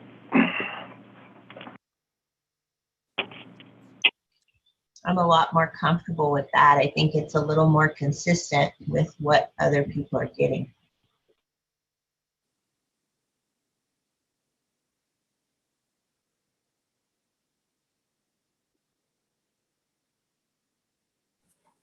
So I guess comments were solicited from me, or as far as my comments go, I just see the current attorney and their office as being such a critical linchpin to the every operation of the county, and so I would just echo some statements made by other commissioners in the sense of seeing the really putting some value on how important that position is, and I'm still would be in the boat of being supportive of a higher number to reflect that emphasis. So I would be still comfortable with the proposal made by Christina. I think this is definitely a worthy conversation to have in terms of if there's a middle ground here too. But I would still sort of come out on the side of going a little higher here. Okay, so is that four commissioners in favor of Christina's proposal? It sounds like it's, boy, I'm echoing. There's 3 definite no's. Gabriel's yes is a little bit that there's a lot of room for considering both. So it's not a strong yes, but it did come out as. All right, well, I just need to plug something into our So one budget. simple idea is just to split the difference between those 2 proposals, which would be in the 150 range. In the low 150s or something. Another way of, it's like some weighted average where we take Davis and Salt Lake counties into account, but they're not weighted as heavily as the other counties. That's one way of framing it. And that would, their salary would end up right, more or less in the same range as Summit and Washington counties. But in particular, it seems to be roughly midway between what Evan was proposing and what Christina originally proposed. And I do want to make it clear. I hope no one takes this as wanting to use a lower number as being less enthusiastic about the job the county attorney's done. I agree she's doing a great job, but that doesn't justify an arbitrarily high salary increase. We have to think about the different options we have, which are there's infinitely many of them from going from low to high. and see which one feels best. So I think just saying that we're satisfied, I think that's not enough. We have to satisfied in a way that, 165 seems good, while 155 and 145 doesn't seem good. And that's a much more nuanced position to take. But anyway, I was just doing the simple thing of trying to take the midpoint between two things that have been proposed.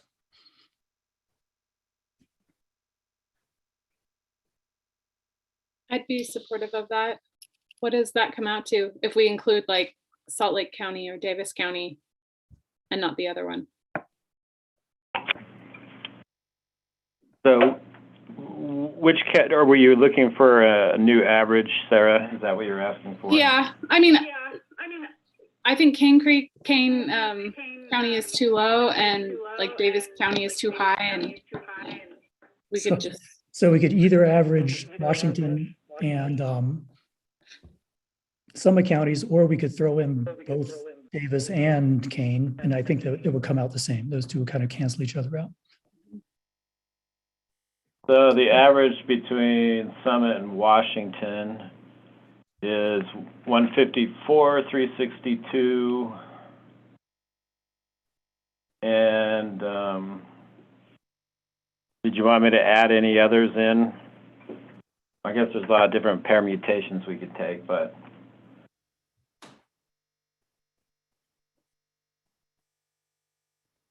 Summit and Washington, yeah, 150. I mean, that would be kind of like right in the middle, like Kevin was talking about. So I don't know that we'd go further than that, really. But that'd be the average between those two, who are, that are also, I guess, predominated in a lot of ways by hospitality and leisure industry. Yeah, I think those two counties are the most, congruent. I don't know what we're doing. They just correlate best with us. I mean, what about the argument that that's 2020 data though? Well, we've been using 2020 data for all county employees, and we're planning on putting a COLA on top of that. I guess there is the argument that we're missing 1 year's worth of inflation, but a year ago, inflation was pretty low, so it wouldn't make a big difference. So I think using 2020 numbers for everybody makes sense.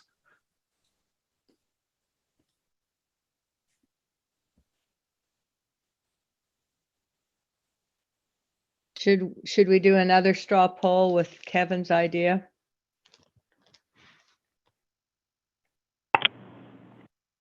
Kevin, so this one, the one that you're referring to, the average between Summit and Washington, is that what you mean, Mary? Yeah. At Technically, it's Sarah's idea, and would be honored. Yeah, if you 150. called it Kevin's idea. Well, it's kind of both of you, but I'd say 154, 362 would be the number for the average between Summit and Washington. I'm okay with that proposal for the straw poll. And what's the difference between what that is and what Christina is asking? It's about 10,000 per year less.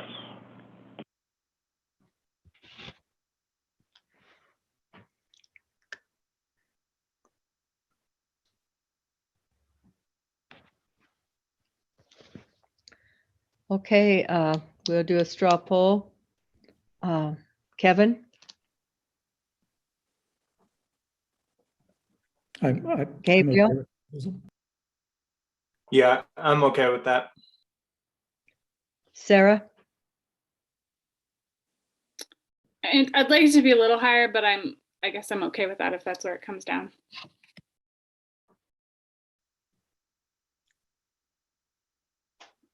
So that's not a strong yes. Trish? Yeah, I'm okay with that. I mean, we are the smallest out of those three counties, so I think that's a really strong proposal. Evan? Yeah, I mean, I think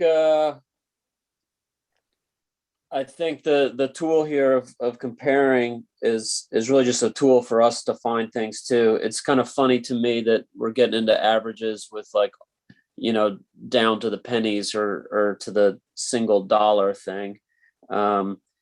So we're kind of picking our own number too and working the data to kind of make it what we want it to be. So I'm also fine with just a nice round number if we just wanted to say 155 or something.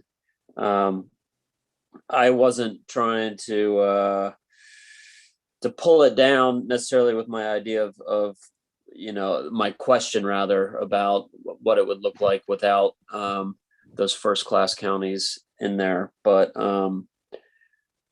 I think we're getting closer to the right ballpark here, and so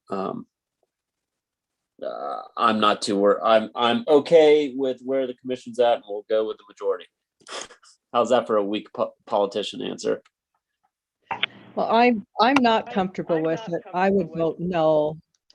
I'm $10,000 from what someone considers their value, and what we're offering to me is not okay.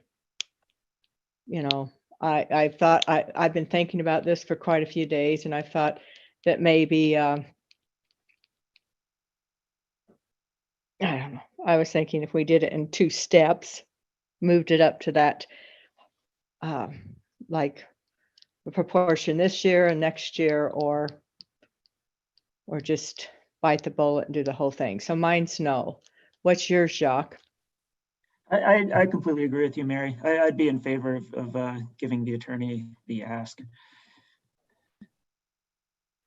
I just, yeah, I'm not. I think the value's there in the office myself. I do too, and I think we are pushing the envelope a lot more than almost any county in this state or in this nation. When I was at that conference and I talked to people about what we were doing as far as housing, what we were doing to protect neighborhoods, what we were doing, they just said we were light years ahead of so many counties, especially small rural counties. So, I'm definitely for giving the attorney what she asked for. But I think it is worth pointing out that we're giving, by far the largest raise to any county employee, even the lower proposals. So again, I think I agree with all the statements made about how, valuable the county's attorney's office is and how good a job Christine has done. But to me, that doesn't help us decide between 150 something and 160 something,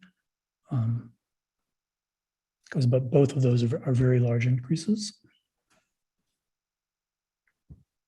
So it sounds like it is turned that 4 people are in favor of the compromise. I guess we'd call it a compromise between what was asked and. Is that correct? Is that how you read it, Chris? I don't think we polled everybody on the last option, did we? Yes, we did. I was a no. Jacques was a no. Evan was a yes. Trish was a yes. Clara was yes, but she was a little uncomfortable with how the $10,000 difference. But she has her hand raised, so let me ask Sarah what she's saying. Sorry, I was just counting. I mean, what about 160?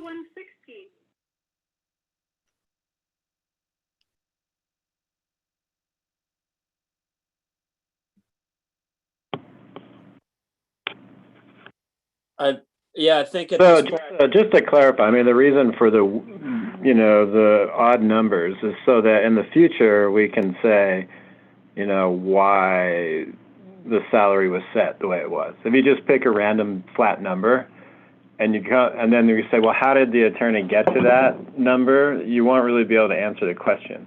But if we take an average of different counties, we're at least, using a similar process to the rest of the employees. and it's relevant. So that when you say, all right, well, maybe in the future we'll use the same methodology again. So let's say Christina runs, again, and we do another salary survey. We can come back and say, well, let's take the same methodology and apply it all over again to see how it's changed over time. But if you don't do that and you just come up with an arbitrary even number, you can't really reference back.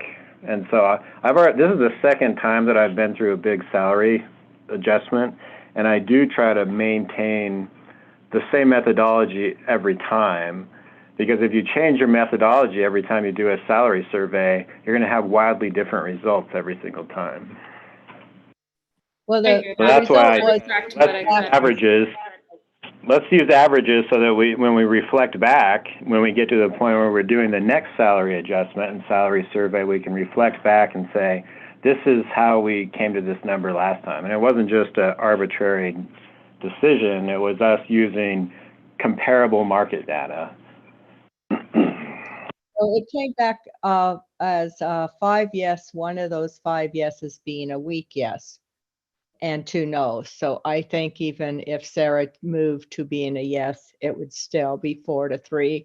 Right now, it's you could say 4.5 to 2.5.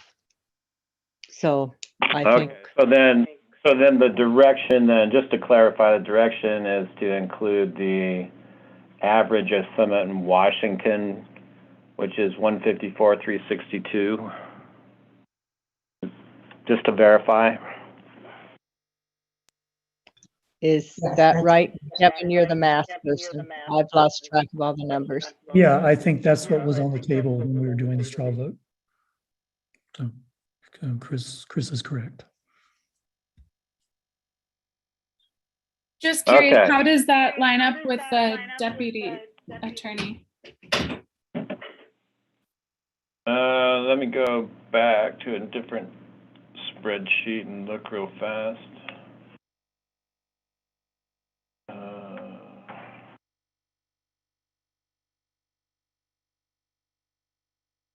So, trying to find my.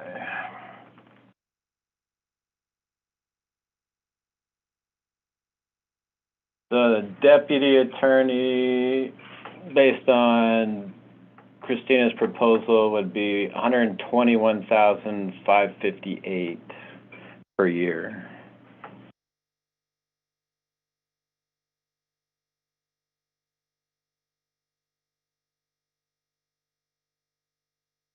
The chief deputy, do you mean deputy attorney or chief deputy? So the chief deputy would be 121,558.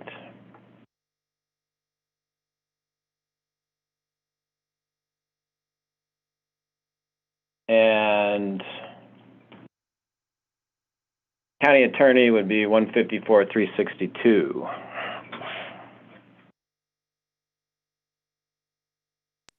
Okay, thank you.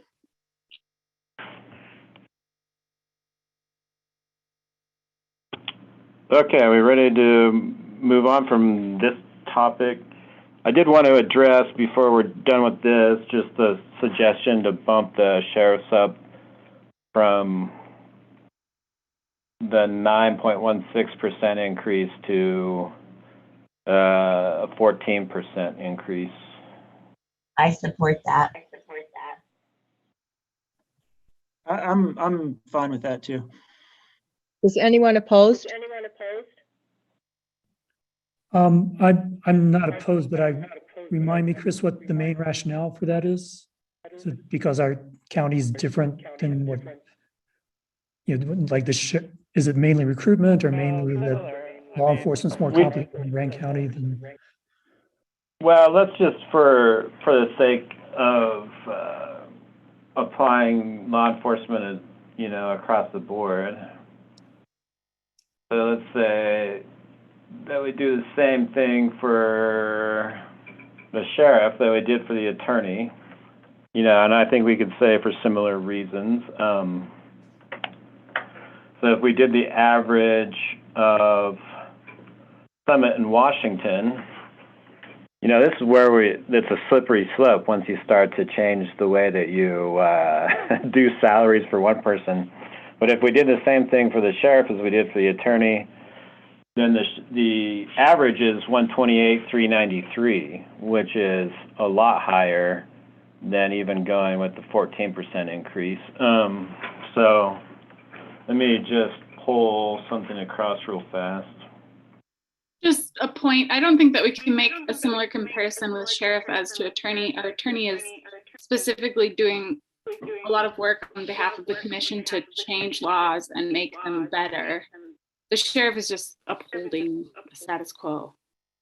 Right. I think the sheriff is the one that has to actually get out there and enforce those laws too. I mean, I strongly disagree with that notion. And there's many employees all across the county that do just as much and just as hard work, fulfilling the commission's objectives, not just the attorney's office.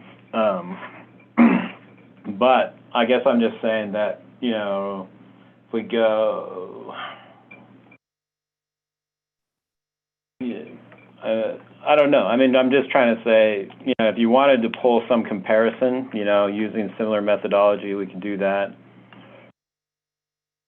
But I think that it's a really, the sheriff oversees search and rescue and a lot of vital services. It's one of the most active search and rescue, and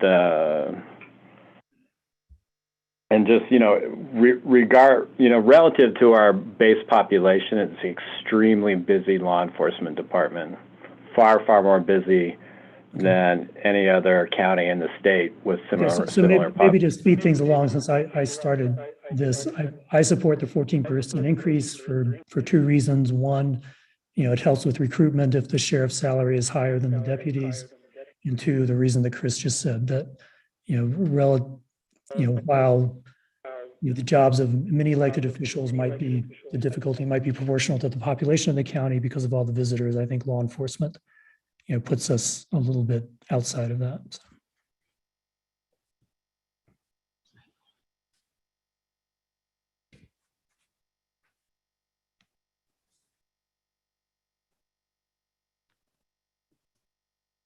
So do we want to poll just on the 14% or some other arrangement of averages? Well, I think you got a positive on it. No one, there was a question asked when I asked if anyone was in opposition to what you were suggesting, and there was no one that said they were in opposition. There was just a question. Okay.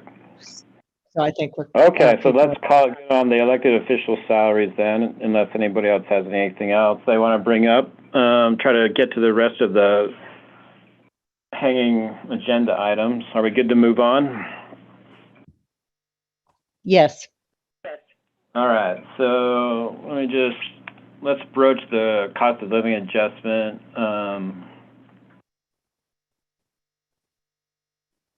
Go to this other screen here.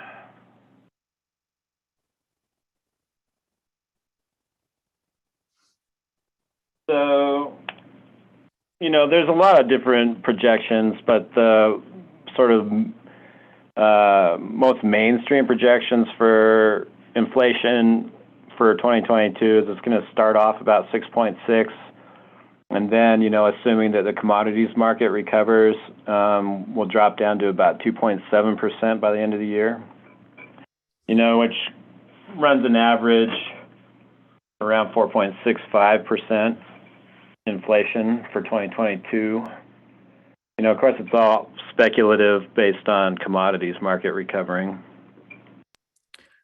So Chris, are we trying to predict future inflation or just taking into account the past year's worth of inflation because we were basing salaries on data that's at least a year old? Well, I've never been in a position where I've seen inflation change this much in a short period of time, where it went from under 2% at the beginning of the year to up to now 6.2 or 4 or whatever it's at. And so that kind of a change, mostly whenever I've done these COLAs over the years, the inflation throughout the year has changed by maybe 1 or 2 points across from January to December. So this is a totally new thing for me to see inflation take a drastic change in such a short period of time. And so I don't know. I mean, in the past, it didn't seem to matter whether you try to project the future or just look at the past. It's kind of the same. It ended up being, you know, within a couple points of one another, tenths of a point, I should say. And so this is really a different scenario than anything I've ever had to deal with. I guess my understanding was, you know, if we've got a set of salaries that seems good for 1 year, and maybe it's 2020, and then prices in 2021 are, you know, 4% higher than they were in 2020, then we increase salaries 4%. You know, if we make, you know, so we look at what the actual increase in prices was, which is usually what the reported inflation number is. And so the high numbers that are being reported now, that's reflecting things that have already happened rather than, you know, some kind of prediction about the future.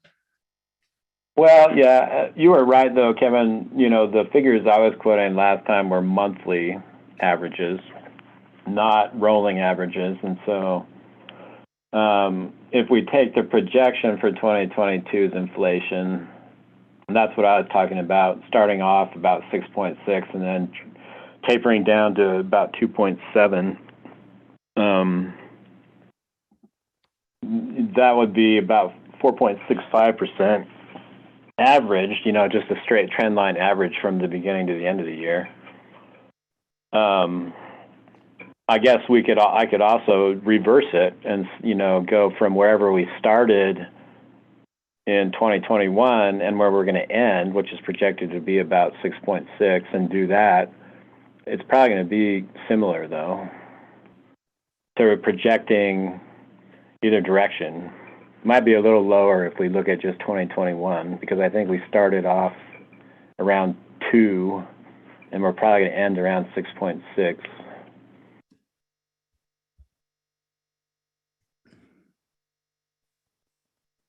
So I guess the question is, do we, you know, if we do want to use an average, do we want to use the 2021 average or the 2022?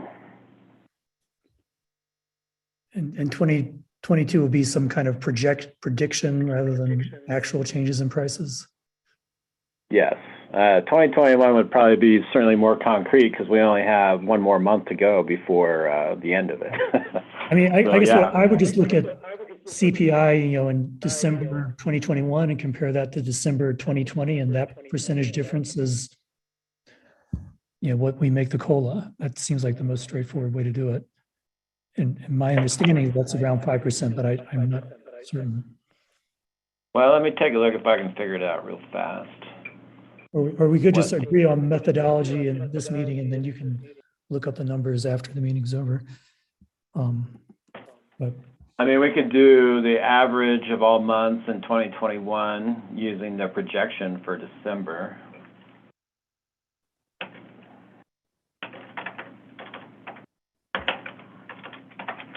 Just trying to see if there's it seems like there's already got to be a rolling average somewhere that somebody's calculating. Anyway, I mean, there's obviously monthly data for 2021.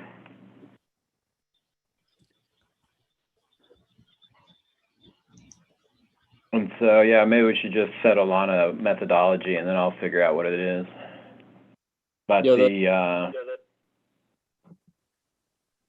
I would say it's going to be similar, but I would say if we use 2021 instead of 2022's projections, that it would be a little lower. What does the federal government use? Well, the federal government for Social Security, they went with 6%. 5.9, it looks like, for 2022. What did you say, Trish? Social Security for 2022, Social Security is 5.9. Yeah, so almost 6%. yeah, so I mean, that seems like a reasonable number to use, I think. Yeah, I mean, obviously, a lot of people make the argument that Grand County has a higher sort of consumer price index increase in most places, which is probably true, but I haven't had the time to actually, statistically verify any of that. I think the fact that we don't have like a mathematician on board to make that determination means that we should just go with whatever federal average. Well, Kevin and I are mathematicians. What are you talking about? It's about time, Chris. It's not rocket science.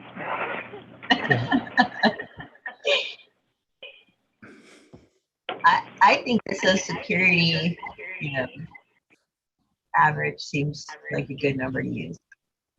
I agree. So you want to go with 5.9 then for a straw poll?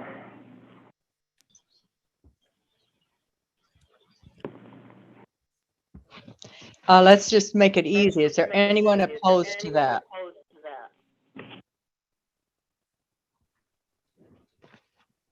I don't see everybody. I didn't see anybody indicate, so it looks like everybody's in agreement, Chris.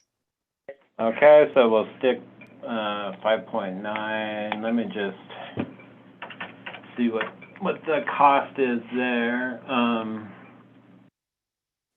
So the COLA itself will be $657,326 across the whole county. Okay, so then one other thing I wanted to cover, which I've been keep forgetting, is the school district requested contribution to a law enforcement school resources officer. I think they said $45,000 for next year.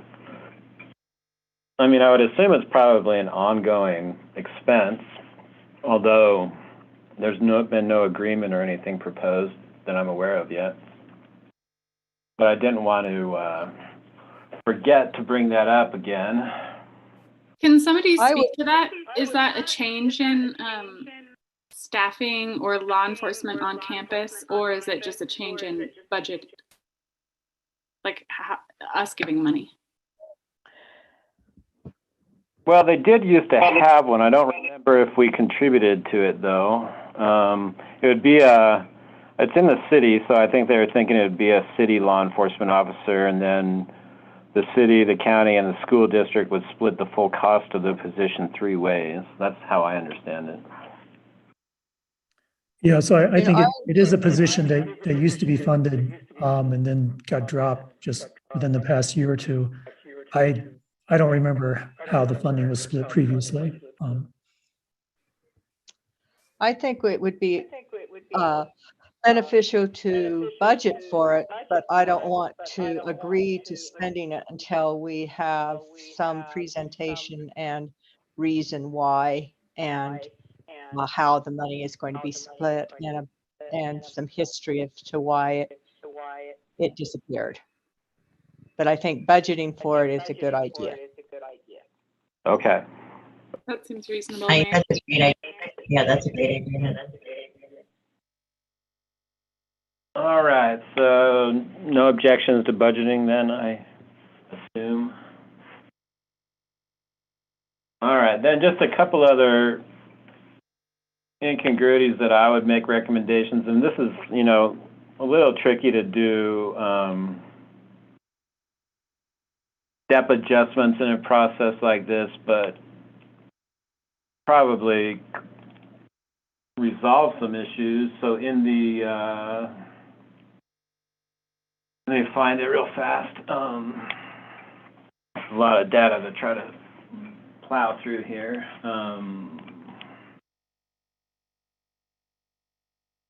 Get to the old Spanish Trail Arena. So I think that, the grades that we arrived at are fair and they're equitable, with regard to other departments in the county, et cetera.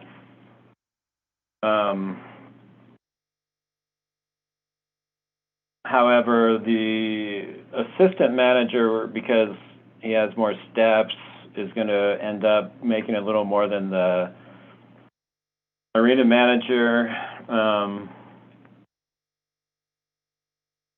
And he was I would say considerably underpaid, so that's the rationale for this larger increase.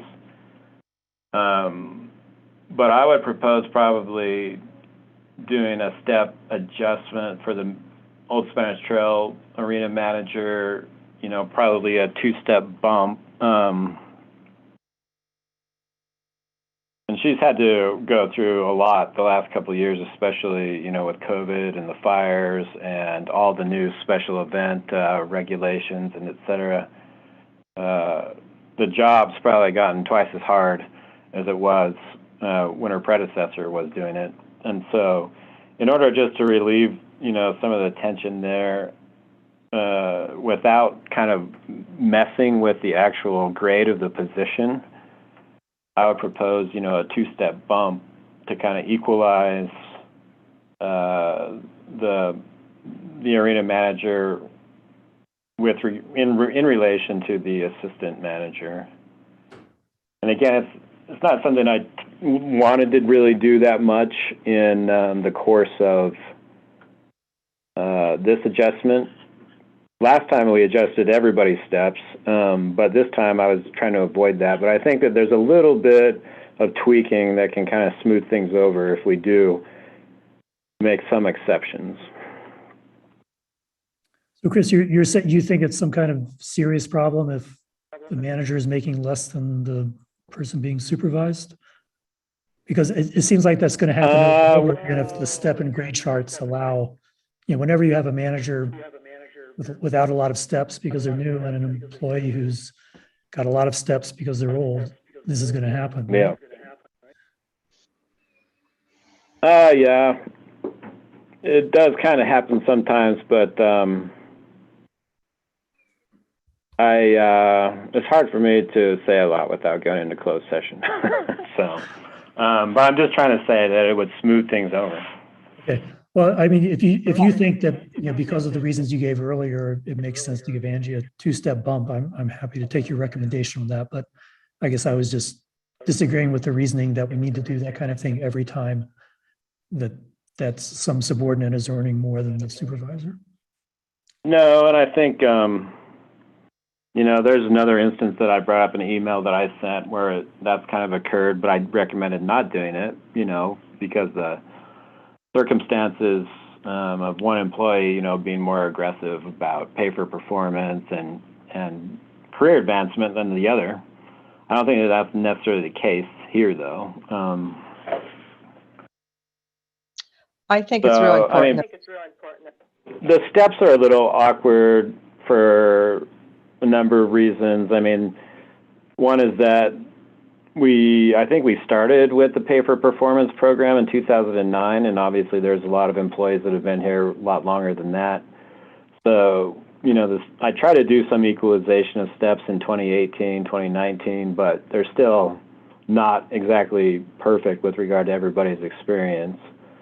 And so it's not like the steps are all perfectly equitable across all the employees. I try to make them as equitable as possible.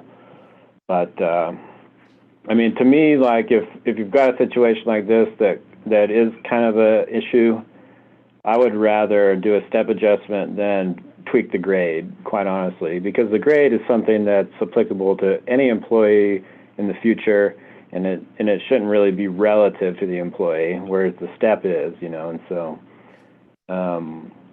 I guess I'm saying that it's the real rationale is just that the arena manager has gone way above and beyond, you know, in a lot of ways that most department heads haven't had to deal with the fire, with COVID, you know. It's tough to deal with COVID, but if your job is to work with the public and try to coordinate events all the time, it's 10 times worse. So I don't know. I'm just saying that there is some justification for it, which is compensation for you know, going above and beyond. And I think she's going to be dealing with the COVID issues again this year. I hate to say it. And so I'm in total support. Okay. I'm very much in support too. I know Angie and the job that she does, and she puts her whole self into her job, and it's very much worth it. So does anybody object to a 2-step bump for the arena manager?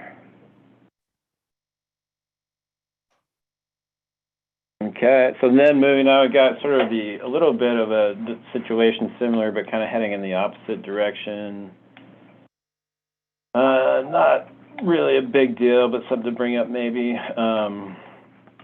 When we kind of already covered this last time, but when we hired the planning and zoning director, we, established a step 12, which was, the amount that,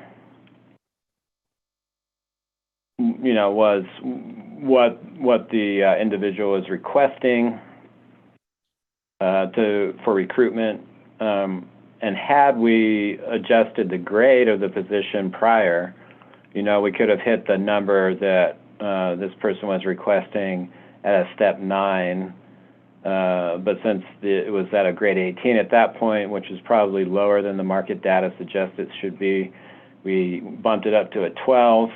So then, when you bump the grade up also on top of that, it will put planning and zoning director above all of the executive, commission administrative staff So Chris, by could a you little bit. remind me, how do we usually set steps when an experienced person is coming in from the outside? Well, I think at this time, and I think we amended our policy actually shortly thereafter, which is probably going to cause a lot of trouble. But it was 1 step for every 4 years of experience, capping at grade 6. You couldn't hire on at grade 6 without a waiver. So we hired on a grade 12. We've since actually Step 12, not grade and 12. then we've amended that policy afterward to where you can get 1 step for 2 years of experience, and I believe there is no cap. Which I think we You were just, may want sorry to interrupt, a little. but you just said grade 6 and grade 12, but I think you meant step 6 and step 12. Oh, sorry. Yeah, step. Yeah, you're right. So we hired on at the policy was not to exceed basically 20 years of experience being given for steps. So 5 additional steps above step 1, which caps out at 6. And so, that was the step policy that I was hired on at, and Mallory, et cetera, also. And so, obviously, if we would have got hired just a little bit later, we'd got double the steps, and it's the same with everybody else. So I'm just, proposing elevating the grade by 2, but bringing the steps down by 2. So. And what's the effect on current salary versus new salary? So let me look real quick. Current is 99,120, and let me go to the step and grade chart. So then if we went 20,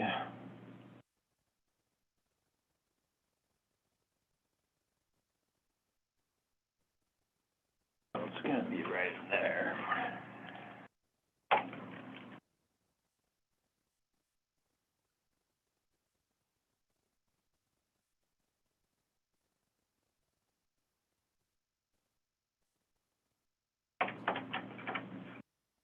$103. So about a $4,000 a year increase, and that's pre-COLA.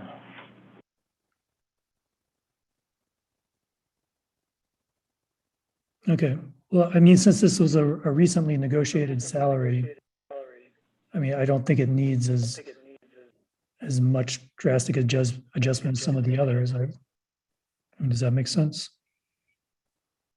Yeah, and I think, that's, I guess my point is that, we negotiated the salary not that long ago. And had the grade been adjusted to fit the market data, the steps would have just been lower, wouldn't have been probably as high.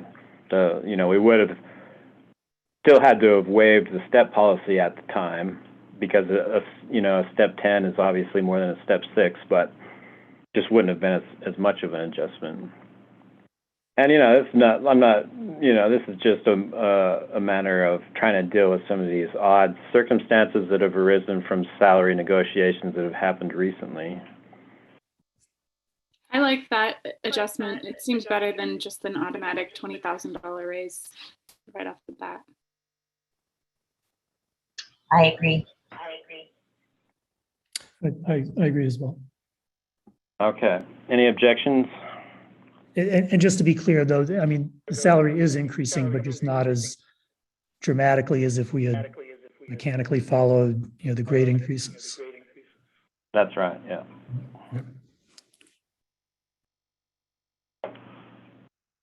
All right, let's see. Anything else that I needed to cover?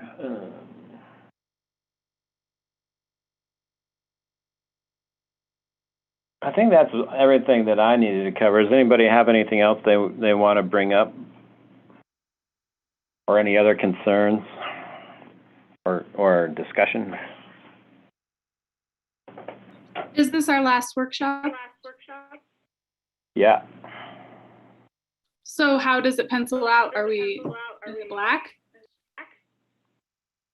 Oh, yeah, we're in the black. I mean, we've got quite a lot of grant money coming in for the next few years, so that's really kind of what puts us, way into the black. But even if we cancel out the, the one-time grant money and the one-time big capital projects budget, we're still easily balanced.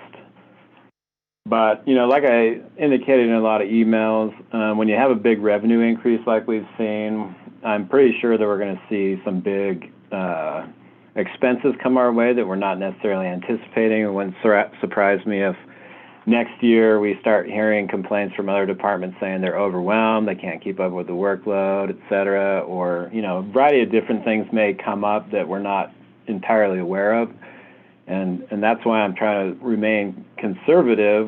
We certainly have, for the first time that I'm aware of, we're going to end up budgeting to put money in the bank instead of budgeting to take it out of the bank. And I think that that's a smart thing to do because of the fact that normally when you see big revenue increases, it means that there's more people here, more activity going on, which places more demands on government services, which, sometimes takes a little while to be fully realized. You won't notice them right away, but they will catch up with us.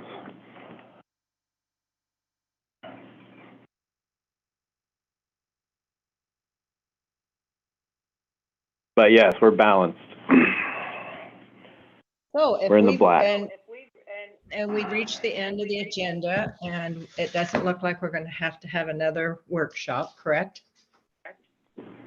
I don't think so. I mean, we can always have a little more discussion, at public hearing and the actual meeting on the 20th.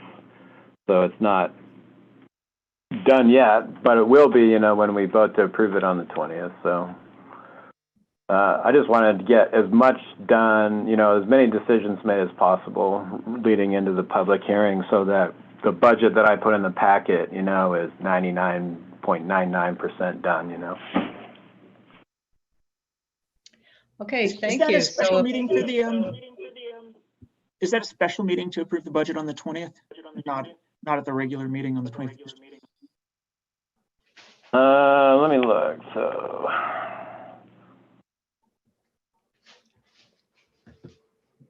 So the 20th is our regular second meeting, isn't it? Yeah. So the 21st. My bad. It's the 21st, not the 20th. Okay, So thanks. the public hearing is on the 7th, and the actual meeting to approve is the 21st. Yeah, just the way that the Tuesdays lined up, it really puts us way out there this year. Normally, we'd be done a week before that, or, some fraction of a week. So yeah, public hearing on the 7th, final approval on the 21st. Okay, we all good? Anything else? can't think of anything. Appreciate everybody's hard work. Thank you, Chris. Thank you, everyone. And we will Okay, now want to adjourn.